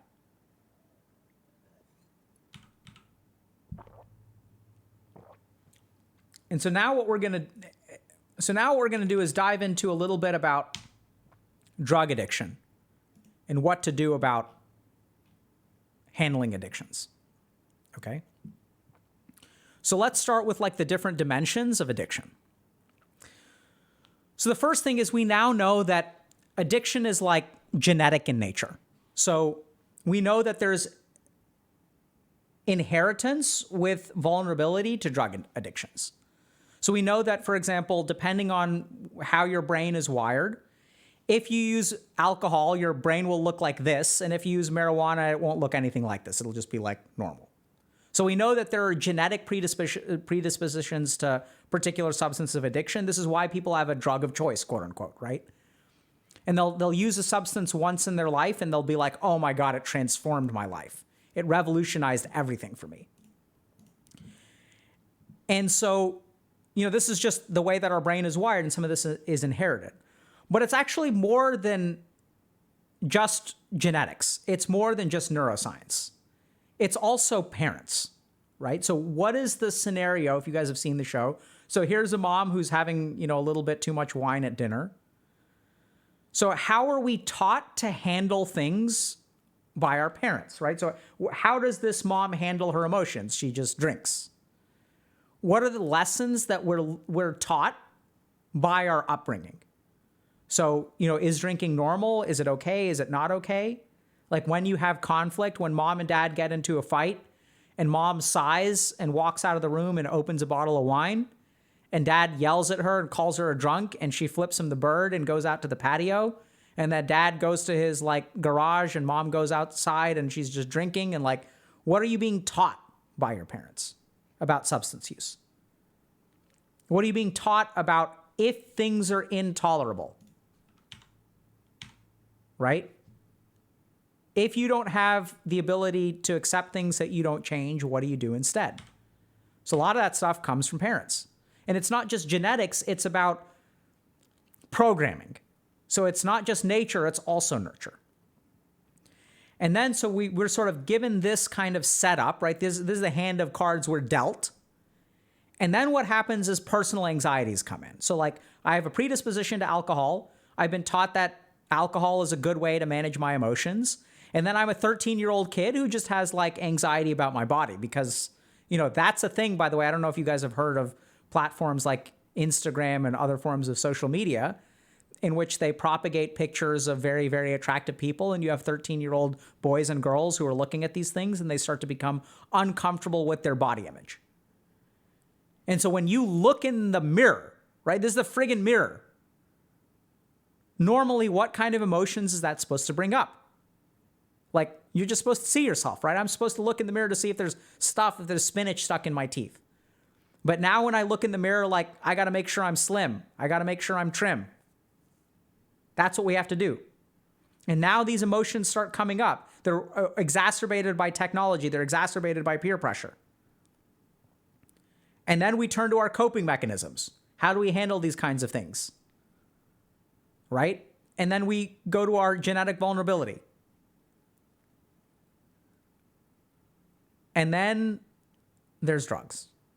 And so now we kind of go back to this point about designer drugs. Because what's happening now is things are getting worse because now you have so many different things. Are you going to use DMT? Are you going to use MDMA? Are you going to use, a variant of DMT? So that's I don't know if you guys remember that scene, but the kid is here, I've got 3 different things that are 3 different variants of the same drug. All different kinds of dimethyltryptamine, DMT, tryptamine. And so which one works for you? Is it indica blend? Is it sativa blend? Is it THC heavy? Is it CBD heavy? Is it K2? Is it PCP? Is it meth? Is it nicotine? Is it vaping? Right? There's so many different answers that we've got. And now what's happened is we have all these vulnerabilities and we have the perfect substance. The thing that buries your anxiety the most. The thing that makes your brain light up the most. Right? So 5-MeO-DIPT. And that's just the way that we're wired. And the problem is that we're given answers, right? We're given drugs, we're given rehab. The problem is that the answers just don't answer things well enough. Like, I can start you on medication, I can even send you to rehab, but does it fix this? Does it fix this? Does it fix this? No. Never mind, like, all the other stuff that it doesn't fix, like climate change and existential dread and, like, you know, we also learned later that Rue's dad apparently died of cancer or something like that. Because the truth is that the world is going to hell, and I do have anxiety, and I don't feel confident in myself. And I don't know what to do about it because I have no one to guide me. And so as we deal with all these things, like, what do we turn to, right? We go back to this. And all we want to do is go back to this. Happiness and contentment. So how do you deal with this stuff, right? How do you get back here, in a sense? And I think that this is where, as an addiction psychiatrist, like, you can absolutely get here. But I think it's integrated. I think it's not, you can't outsource it. That's the biggest thing. Should you get sober? Like, absolutely. Don't get me wrong. Don't use drugs, kids. Seriously. But the thing is, like, not using drugs and getting sober is not, you can't outsource it, right? You can't just, like, go to rehab once and that's going to be the end of it. This is where you really have to integrate everything. You have to understand, first of all, appreciate the genetics. Appreciate that, like, your brain is particularly vulnerable to a certain substance. Second thing is, like, develop healthy coping mechanisms. That goes back to the mom who's drinking. Because here's the thing, we were taught when things are intolerable, you were taught how to deal with them, which is through substances. And so it's about developing things like a meditative practice, grounding practices, learning how to urge surf, all these other kinds of topics. How do you manage your emotions? You must become adept at managing your emotions, tolerating your emotions. Because that's what the drugs do, right? They give you a pass at dealing with your life. Next up is actually, how can I say this? Reducing the power of the emotions to begin with. And this is where a lot of people who struggle with addiction, like, kind of fall short, is they're like, okay, I need to learn alternate coping mechanisms. Like, I need to learn how to meditate. But meditation can only get you so far when it comes to dealing with some of the, like, how hard life is. This is also where, like, therapy can come in really powerfully. Because here's the thing, if I have a pile of emotion that I have to cope with, so I need, like, this amount of meditation skill, that may be too much. The drug can get me here. This is the crap I have to deal with. You can actually reduce the crap that you have to deal with through things like therapy. But the whole point is that therapy is not going to be enough, right? When you kind of dig down and, like, recognize that it was incredibly traumatic when your parents, like, how terrified you were that when they first took you to the psychiatrist and they said, oh, sweetie, nothing's wrong. Don't worry, you're going to be okay. And they had tears in their eyes and you're like, what the hell is going on? Like, I don't understand anything, but I know that whatever it is, it's bad. And then your parents are like, no, honey, don't worry. Everything is going to be okay. And that's the moment in which reassurance no longer worked for you. And then you stopped trusting people reassuring you. And if you think about, if I can no longer be reassured by other human beings, what does that do for my anxiety? Because now I can't be reassured. So I'm just screwed constantly. And then the only thing that works is drugs because I'm not able to be reassured. Why am I not able to be reassured? Because I had a traumatic experience where my parents were reassuring me and nothing is wrong. And then I started to distrust reassurance. You guys get that? I'm just kind of tossing that out there, but I've seen it. Right? So, like, once you start to distrust reassurance, like, the world becomes a terrifying place. Because if you ever get anxious, there's nothing that can make that anxiety go away. And so as you work with a therapist, hopefully a good therapist who can help you realize that, then it's like, oh my God, I need to practice. I need to learn how to be reassured again. You work on that, and then suddenly you're able to be reassured, which means when you're feeling like this and a friend comes and says, hey, let me help you, that they can actually bring it down. And now you can meditate enough, right? So it all has to come together. You have to work through the crap that you've built up psychologically, through all of your micro traumas and whatnot. But that's not going to be enough. You're also going to have to learn how to meditate. You're going to have to learn alternate coping mechanisms. You're going to have to also have insight and understanding into how your parents taught you to deal with emotions. So in Sanskrit, we call those kinds of things samskars. right? These are like the lessons that your mind learned through suboptimal emotional processing. They're the psychological scars that are left with you through negative experiences. And then you carry those scars with you. We understand this stuff really well because we call it like relationship baggage, right? Like, oh yeah, like why didn't that relationship work out? Oh, like that dude just had way too much baggage. We carry stuff with us that's unprocessed and affects the present. So you got to go through and clean that crap out. And by all means, engage in treatment, right? There may be a role for medication. Like here I am sort of talking about the downsides of medication and stuff like that, because it does like zone people out. But this is where like if you have a good clinician, and this is where I sort of hate the direction that psychiatric treatment is going, because we've started to separate out like psychopharmacology from psychotherapy. So as medicine is becoming more and more specialized, I've got my prescriber and I've got my therapist and then I've got my group therapist. And then I have my yoga teacher, and then I have my meditation app. Like as human beings, we're having to assemble all of that. But the truth is that if all of that is housed in one mind, it helps the patient so much, which is precisely why I like doing everything. Like as a clinician, it's like we're doing the patient a disservice. I'm just prescribing medication. And then I'm supposed to have a conversation with their therapist once every 2 months to try to get the lowdown. Like that works. Coordination of care is important, but like ideally, like one person is going to be able to do it all. One person is going to teach you meditation. One person is going to pick their meditation based on what traumas you've had. And they're also going to figure out, okay, I'm going to start this medication. We're going to teach you this meditation. And then in 8 weeks, hopefully the meditation is going to work. And I'm going to know ahead of time that we're going to try to cut down on the medication. And for the next 8 weeks, I recognize that you feel like a zombie, but I really think you need the medication. And this is why we're doing the meditation, so that we can cut down on the medication in 8 weeks. But I need you to take it every single day. And I recognize it sucks and you can't create art. And it all needs to be put together. And the most important thing is to build a life that is worth living. So here's the thing that I think is like missing most fundamentally from addiction treatment. Is that when the value of forgetting is more than the value of remembering, someone will reach for a drug.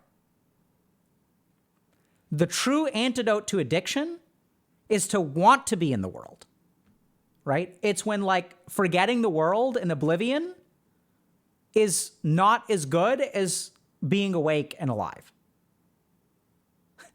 Doug. That's the honest to God's truth. And this is the reason why we like focused on like creating something like a coaching program here at HE. Is because like the problem is that like Ruth said, no one gives you a map for like what to do in life. And so like therapists are really good at like dealing with trauma and stuff, but I don't know that therapists are great at like helping you work on your resume. Right? Because that's not what we're trained in.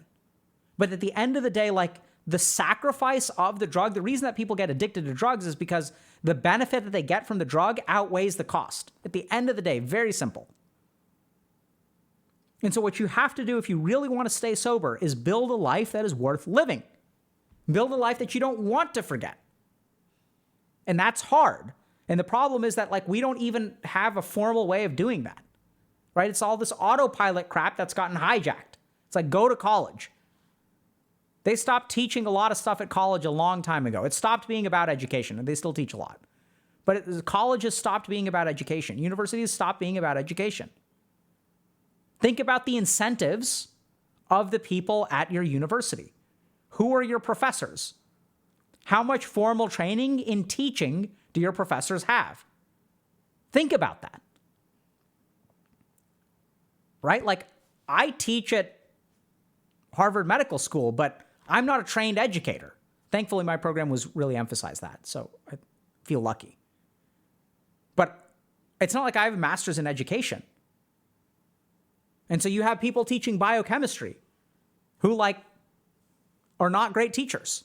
Some of them are. Some of them like it, and some are forced to do it. So all of our incentives are messed up. And the problem is like, you're the one who pays the price.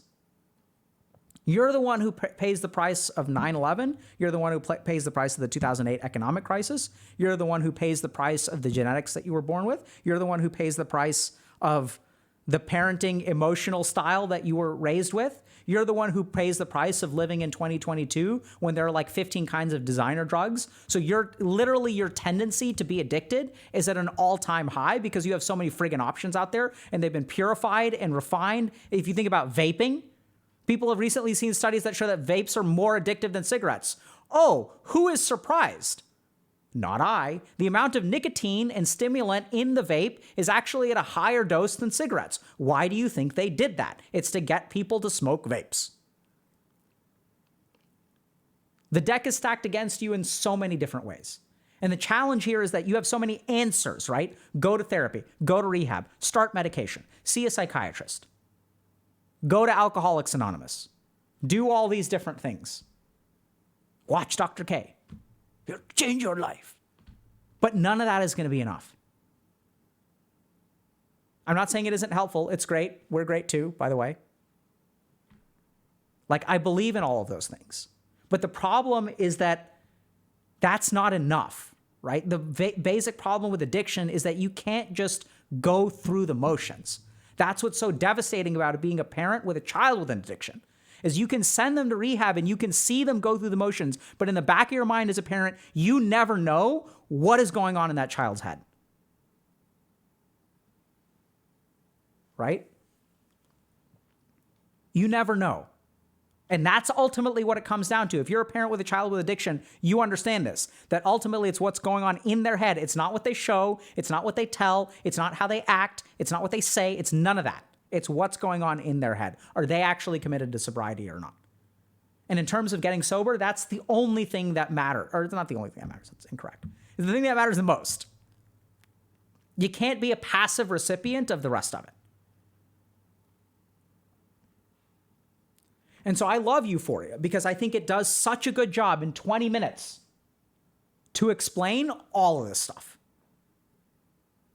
From how the world that we're brought into to how we get diagnosed, how we get piled with diagnoses, how we get piled with medications, how that makes it hard for us to function, how we have all these anxieties about our like body image and all this kind of crap, and why we start using, and what happens when we go to rehab, and what doesn't happen when we go to rehab, and why addiction is so devastating. Because it's like, can you really blame someone if like what the addiction does is take away all their problems?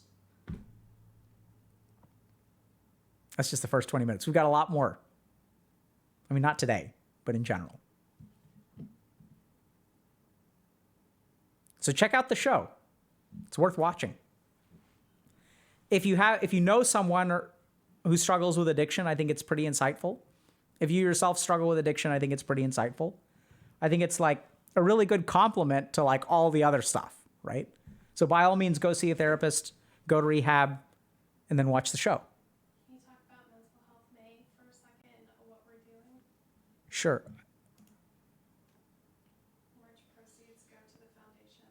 Okay.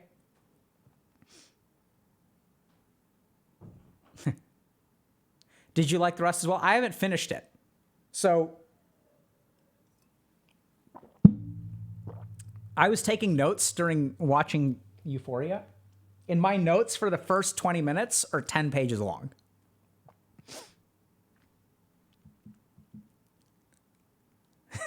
So we have so much, dude. Do you guys want to hear about, like, maybe we can vote or something? I don't know. It's a mistake, but.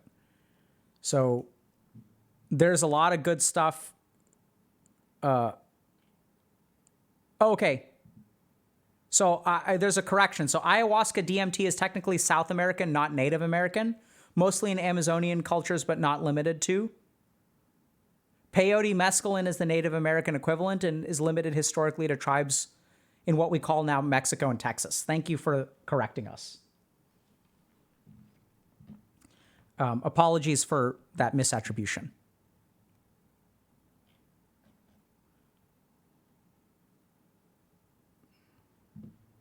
Questions?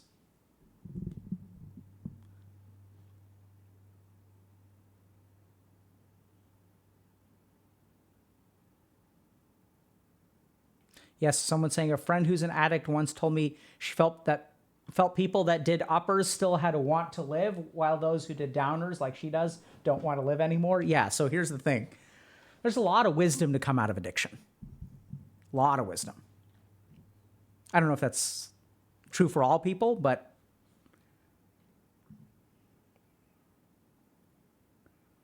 is becoming a psychiatrist still worth it if I want to actually help people personally? 100%. I love being a psychiatrist.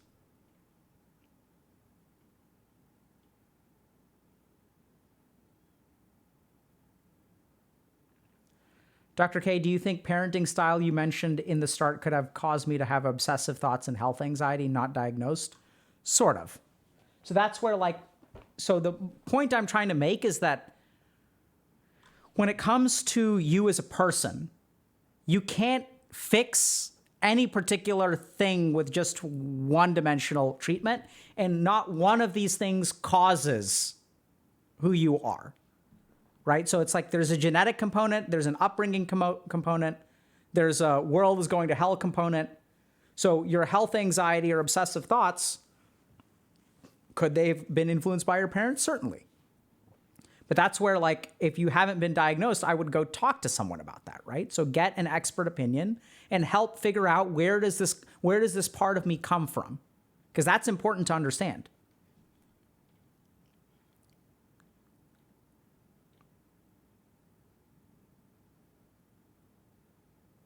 So I'm seeing an unusual amount of personal questions. How do you get out of reasoning addiction? Oh, wait, hold on. I don't know quite what that means. Are you addicted to reasoning, or I don't know what that means, but here's what I'd say. So some people get stuck in reasoning for sure, right? And if you're someone who just gets stuck in logic and doesn't act, there's a simple reason for that. It's because logic is a safe space, right? The realm of logic is a hypothetical. It's you can fantasize about relationships as much as you want to, and you're never going to get hurt. It's when you actually engage in a relationship that stuff is out of your control. And so a lot of people will tunnel down into logic and just rely on logic.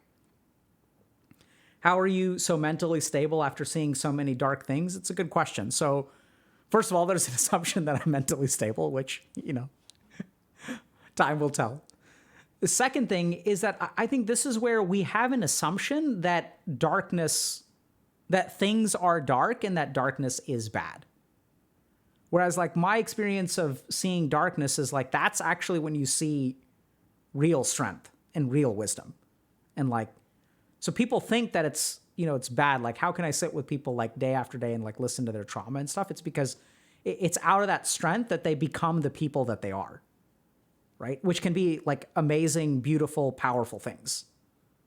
And so it's not like you just take the darkness on.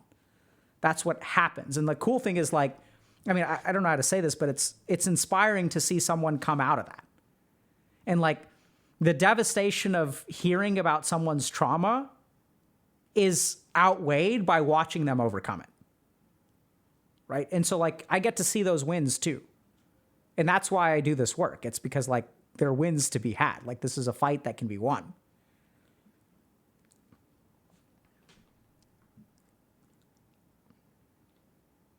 Can you be addicted to Dr. K? I wouldn't use the word addiction, but I think that there are a lot of people out there who spend a lot of time thinking about making change instead of actually making change. So it's interesting because I think that we can you can procrastinate on Dr. K just like you can on anything else. And you got to be a little bit careful because just because you may be learning something here, I'm not saying that hopefully this is less damaging procrastination in terms of you're getting some benefit from watching us. But at the end of the day, don't stop living your life because you spend too much time listening to Dr. K, right? That we can be a part of the problem too, 100%. So if you're using listening to Dr. K as a substitute for doing something in your life, then that's a problem. How do you learn to accept being unable to tolerate? So that's the first thing is you recognize that you're not able to tolerate, right? And that's got to be okay. And then the other thing that's really wild is that people who don't believe they can tolerate, a big part of that is the assumption that the suffering will go on forever. So it's not that you can't survive this second, it's that you can't survive the next 5 minutes and the next 10 minutes and the next hour. So when a human being is suffering, we think the duration of that suffering is forever. And especially when we start to use drugs, something weird happens in the mind where when we get instant relief, so, I wish I could explain this well. This may not make any sense, but the more instant my relief is, the longer my suffering feels. Does that make sense? It's like, for normal people, it's like, here's the duration of suffering, here's how long it takes to get better. And those things kind of match. And then as I shrink the amount of time it takes to get better, the window of suffering like increases by a proportionate amount. I don't know if that makes sense or not, but it's kind of weird. But like, and we sort of know this because if you look at different kinds of benzodiazepine drugs, the prescribed drugs that have the fastest onset of action are the ones that are the most addictive. So this is why like Xanax is so damn addictive, because its onset of action is very fast. Whereas you can take a medication like clonazepam, which has a slower onset of action, can still be abused, but is generally speaking less addictive. And so something weird happens that as long as you think that your suffering is forever, that's what makes it intolerable. And so the key thing about learning to tolerate your suffering is that it's intolerable, but I'm not going to act in this moment. I'm not going to act in this moment. It's intolerable. I'm not going to act in this moment. And then something magical will happen, which is that at some point you'll realize that like the suffering will go away on its own, because that's how the human mind works. Right? So imagine, some kind of resentment that you had from a birthday party in high school. That resentment can sort of stay with you in some level, but it's not like the suffering of that moment lingers for the rest of your life at that intensity. The flip side is also true. The joy of the birthday party doesn't linger for the rest of your life. So I'll talk to people who are really obsessed about their weddings. Like sometimes I'll get like marital conflict about weddings. I mean, it's not marital, it's premarital. Like, oh my God, I want this wedding and it needs to be this way, this way, this way. And the other person's like, no, like we don't need that. We don't need that. We talk about it a little bit. It's like, how long does the happiness of the wedding last? Right? You want this perfect day, this day of perfect happiness. How long do you get to hold on to that day of perfect happiness? How long can you hold on to the resentment of not having a perfect day of happiness? That can last a lifetime. 100%. The resentment can last forever, but the happiness never does.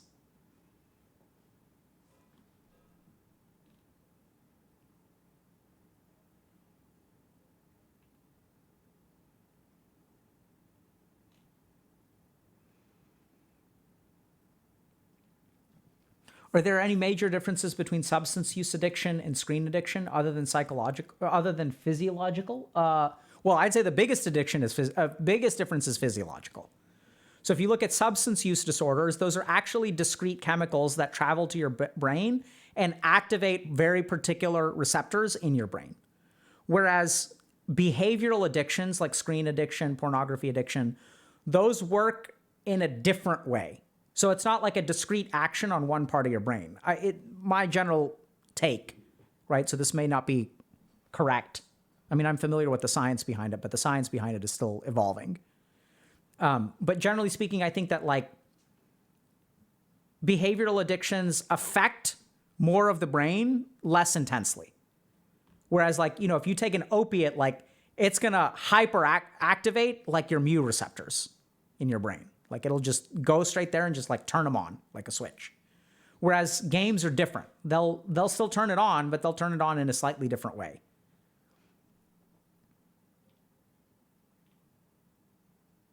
Starting medical school in July, any advice? Love the channel. Thank you for all the great content.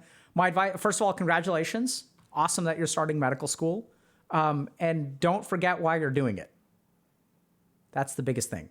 Medical school becomes such a microcosm where everyone like forgets about the real world.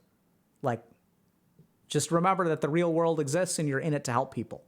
It's not about getting an A on the test. Anytime you study, you should think a little bit about remembering that the reason you're learning this stuff is to help people. And that's why you should learn it, not to get an A.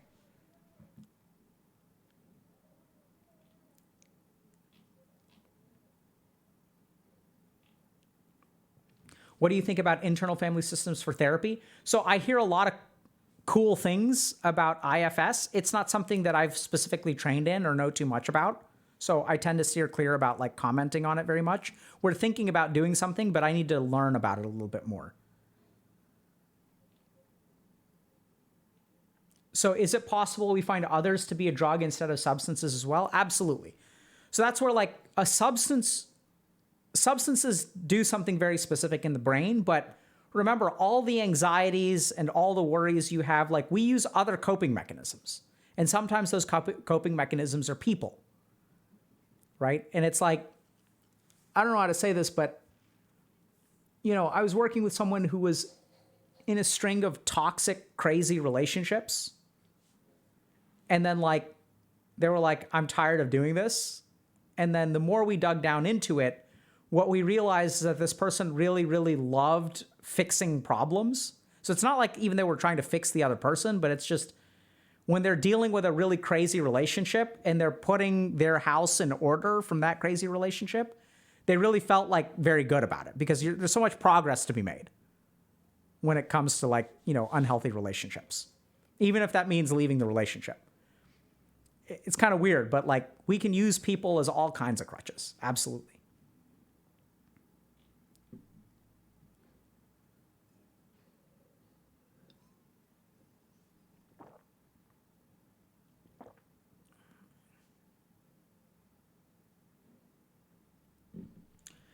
Dr. K, do you think that all human beings wish to go back to the womb? And if we all want that and drugs are getting more advanced, will there be a point where people are basically just stuck in a catatonic bliss? So the first thing is that when Otto Rank and Bion or Bion were doing this kind of research, we know a lot more about the experience of fetuses in the womb now. And fetuses in the womb aren't like 100% perfect all the time. It's the first thing to understand, right? So fetuses also experience all kinds of things. They'll experience discomfort. They'll experience things like caffeine withdrawal. They'll experience, and you kind of know this if you've been pregnant, because if you've been pregnant, like, your fetus will be in moods. They'll be unhappy. They'll be happy. They'll be like content. They'll be active. They'll be excited. They'll like certain things. They'll dislike certain things.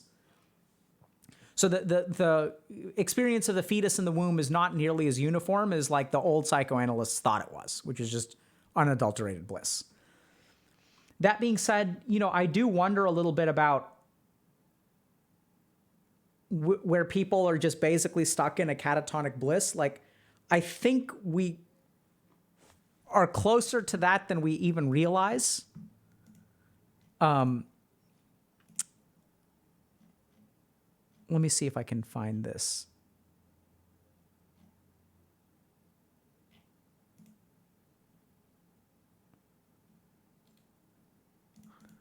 I saw something on our subreddit recently. So I think we're kind of chasing after that. Hold on. Top.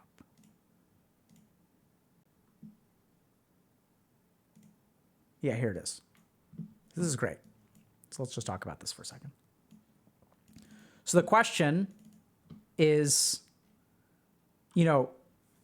if we're all long for like the bliss of the womb, and drugs are getting like stronger and stronger, will we ever like get to a point where we're in a catatonic state of bliss?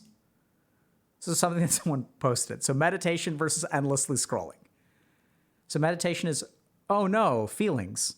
Wait, am I allowed to feel or should I not? 1 minute feels like 30 minutes. So boring, it's stimulating. And endlessly scrolling is, no feelings. Except the vague undercurrent of dread. 30 minutes feels like 1 minute and so stimulating, it's boring.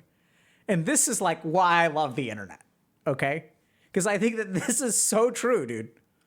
So I think what we're starting to do is we're not even using substances. What's happening is we're using technology to create pseudo-meditative states, right? So like technology is very good at like occupying you for 10 hours with like relatively neutral numbness.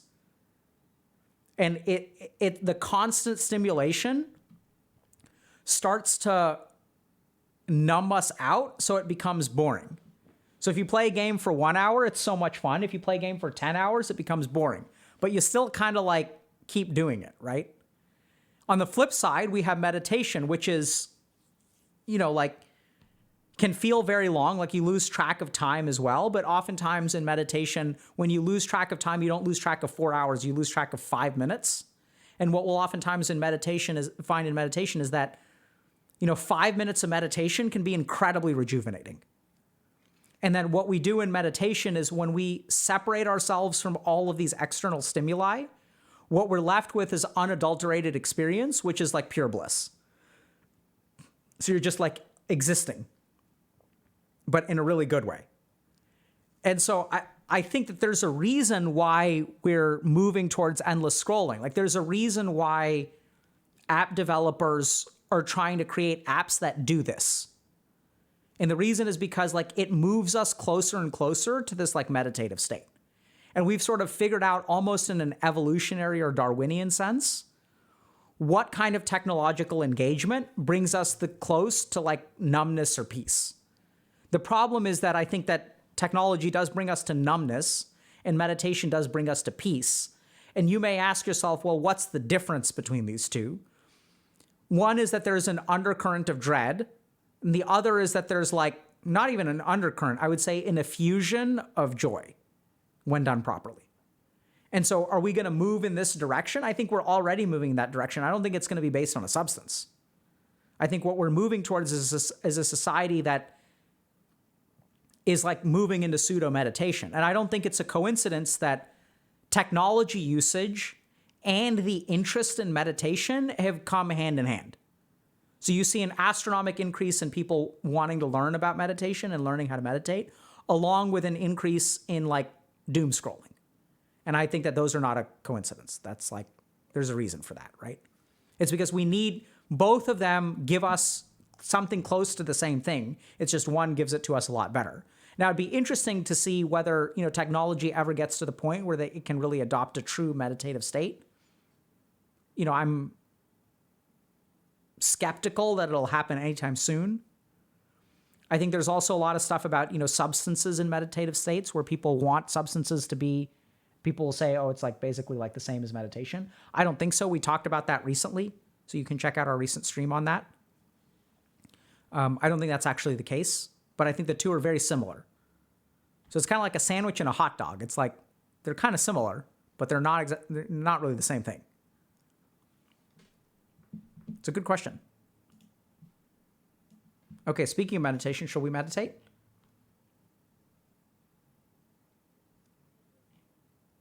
If it's catatonic, is it bliss? I don't think so.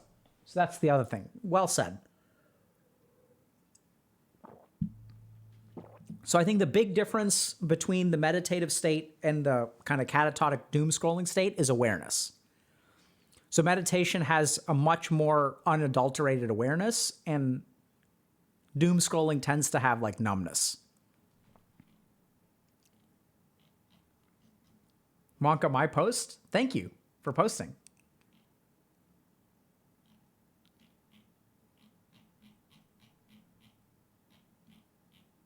Okay, let's meditate. All right. So let's do let me think about, hold on.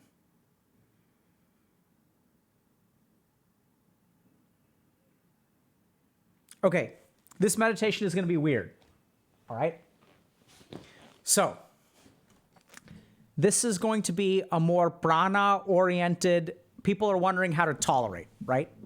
So how can you tolerate? Let me explain. So what we're going to do is we're going to do a tolerance-oriented breathing meditation, but there's going to be something that's a little bit strange about it. So generally speaking, when I inhale, I'm going to be pulling air inside, and when I exhale, I'm going to be exhaling air, right? So air is going to go down with inhalation, and it's going to go up with exhalation. There's something really weird, which is that if you really pay attention, when you inhale, you can feel a rising force, for lack of a better term. And when you exhale, you will feel something in this channel kind of along the front kind of sink down. So it's not going to be the breath. It's going to be like something weird. Okay, so that's the best way I know how to describe it. So as you're breathing in, you can do one of two things. So we're going to breathe in and we're going to either imagine something coming from our belly button, our navel, up through this channel, out our throat. And as we exhale, we're going to feel something kind of moving back in and settling down in our navel. Okay? So the tricky thing here is that you can imagine that or visualize that, or you can feel it. Okay? So that's what I want y'all to do. It's not the diaphragm, because diaphragm is going to move down with inhalation. So what we're going to imagine is as we inhale, you're going to feel like it's weird. You're just going to feel this upward stuff. So focus on that and let it out. And then as you exhale, you're going to feel it kind of settling down. Okay? Any resources or videos for meditation? Absolutely. That's why we have Dr. K's Guide to Meditation. And we also have, like YouTube videos and stuff. So you can check those out as well. Can you force it? Yeah. So this is confusing. I know. So normally when we inhale, the breath goes down. We expand our lungs. We're sucking air in. And when we exhale, we push the breath out, right? So exhale is stuff moving out. Inhale is stuff moving in. Simple.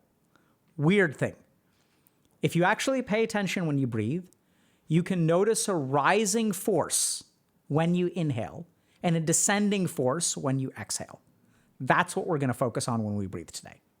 So you can visualize, if you can't feel anything, you can visualize almost like a light or an energy or a heat going from your belly button up through your chest, through your throat, and kind of out the mouth as you inhale. Or as you exhale, something is going to be descending in that same channel. Okay? And so it's kind of weird. So just, if you notice it, fantastic. If you don't notice it, you can visualize. Okay? And then when it comes to the tolerance of emotions, if there is an emotion that you are struggling to tolerate, you can do this practice in the moment to help tolerate that emotion and ride that out. Or if you do this practice on a daily basis, think about that which you want to tolerate, even if you don't feel it right now, and just sort of focus on that and sort of imagine that as you breathe in, you're letting that thing out. So it's going to be weaker and you don't have to tolerate it as powerfully. And then as you exhale, you're kind of settling down and grounding yourself. So set an intention. So you can say like, okay, if I have social anxiety, we're going to set an intention that when I do this practice for 5 minutes, it's going to help me manage my social anxiety.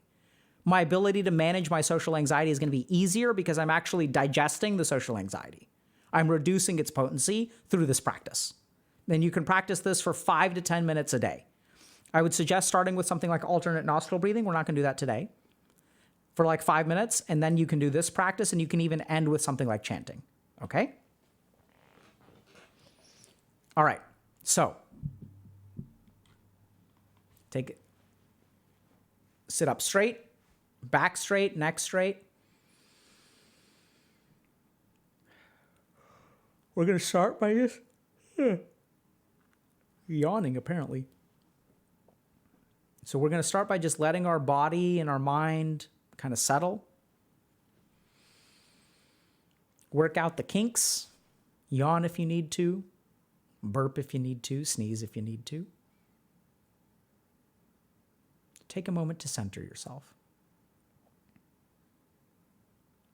Give your body a chance to work out whatever sensations it has.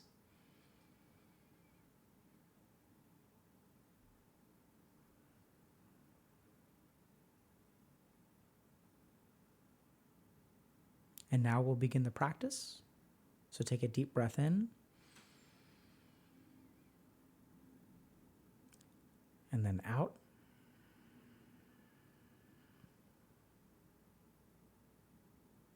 Now continue to breathe in and out. And continue going at your own pace. And notice that as you breathe in, there's almost a buoyancy, like a ball, that rises in your chest with inhalation and then descends with exhalation. And with each breath, just track that ball as it rises and falls.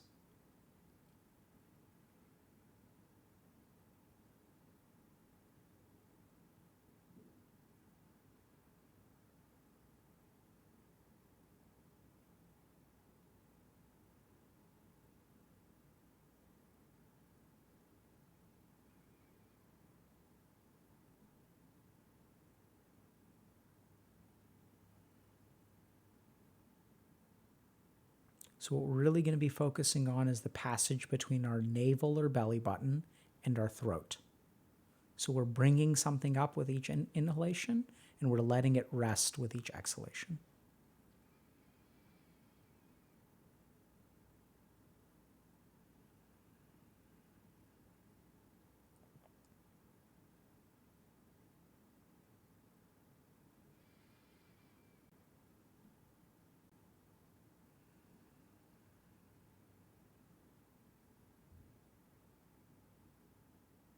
We'll continue for about another 2 minutes.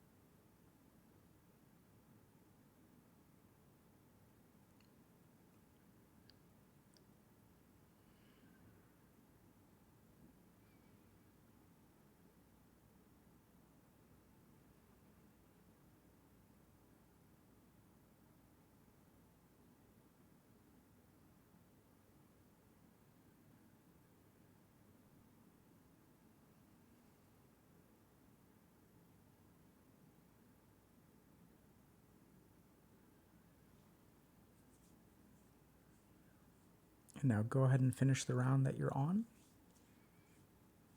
Let your eyes remain closed. And start to appreciate that if you have something that you need to tolerate, this state that we just stepped into is absolutely yours to control.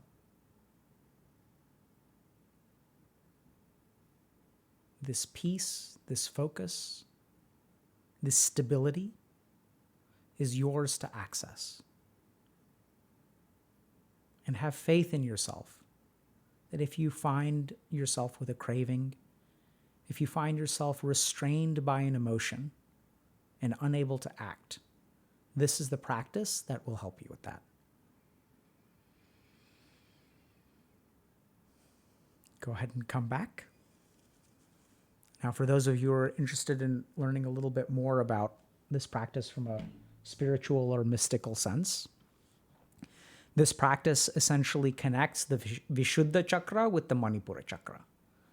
So for people who are struggling to act due to emotions, this is a good practice. So that connection between Vishuddha and Manipur is what will govern our ability to act in spite of emotions. So if something is holding you back that's emotional from acting, this is the best practice to do.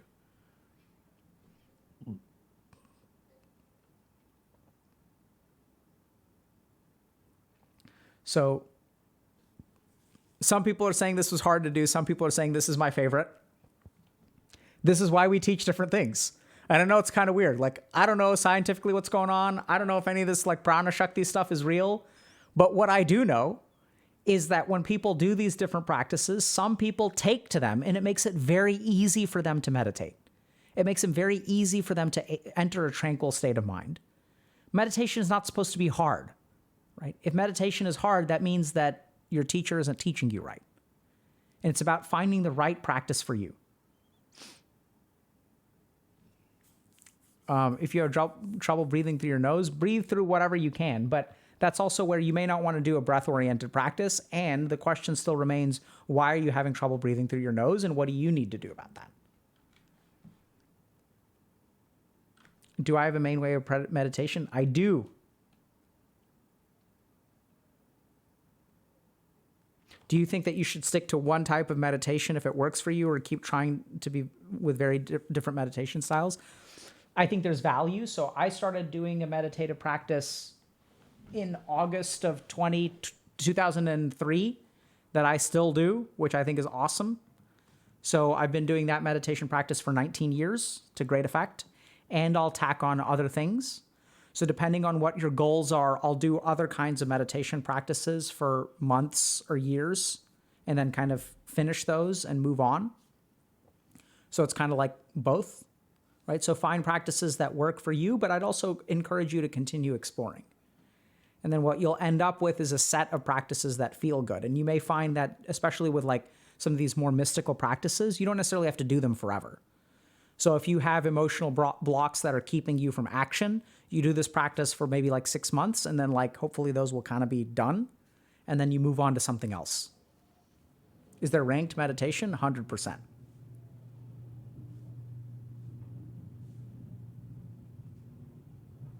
Why you want to lean forward after a while? Maybe because your muscles are fatigued. And so this is why asana for Patanjali happens before meditation. So the reason that people do yoga postures is to prepare your body for meditation.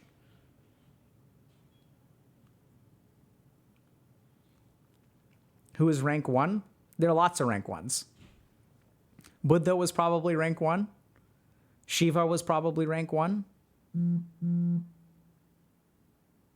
This meditation doesn't really have a name. I guess you could call it the Manipura Vishuddha Prana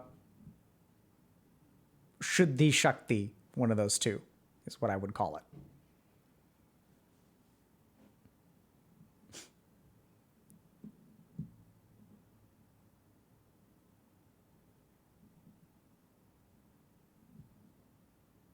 Yeah, so this is, so it's Manipura Vishuddha Prana Shuddhi. Let's call it that. So when people are sort of saying like, you know, like, let's say I make a pasta dish and people are like, what is this pasta called?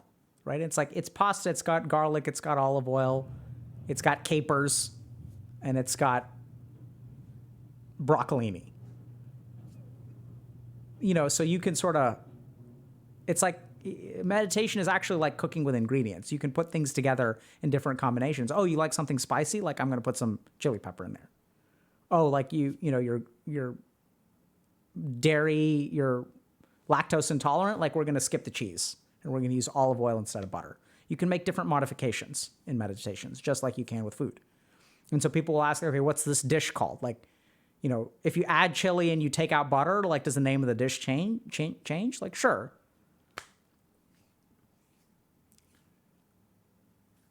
Got it?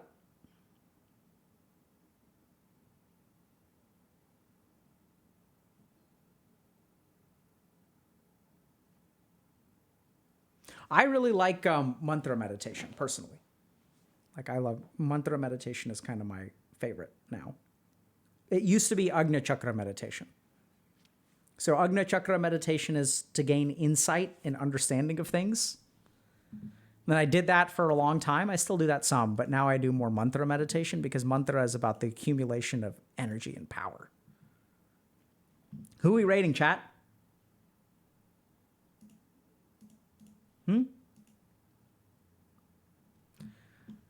Okay, so a couple of announcements before we wrap up. So Mental Health May. So Mental Health Awareness Month is going on now. We're doing a lot of cool stuff. So we got some cool stuff lined up for streams. We've also got, guests. I think we're going to do a stream with Amaranth and a stream with Justaminx this week. Our merch store is live with like a new merch drop. 100% of the profits and all stream donations go to the Healthy Gamer Foundation. So yeah, check that out. And yeah, who are we rating?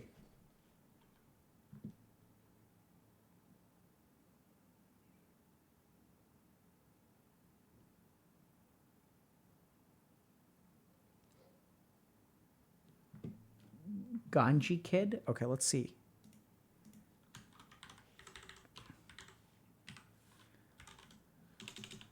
Broxa? Is Amaranth streaming right now? When does Amaranth stream? Oh, she's live. Let's just rate her.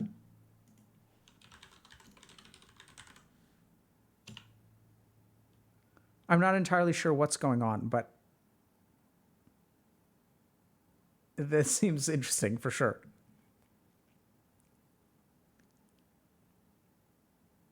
Okay.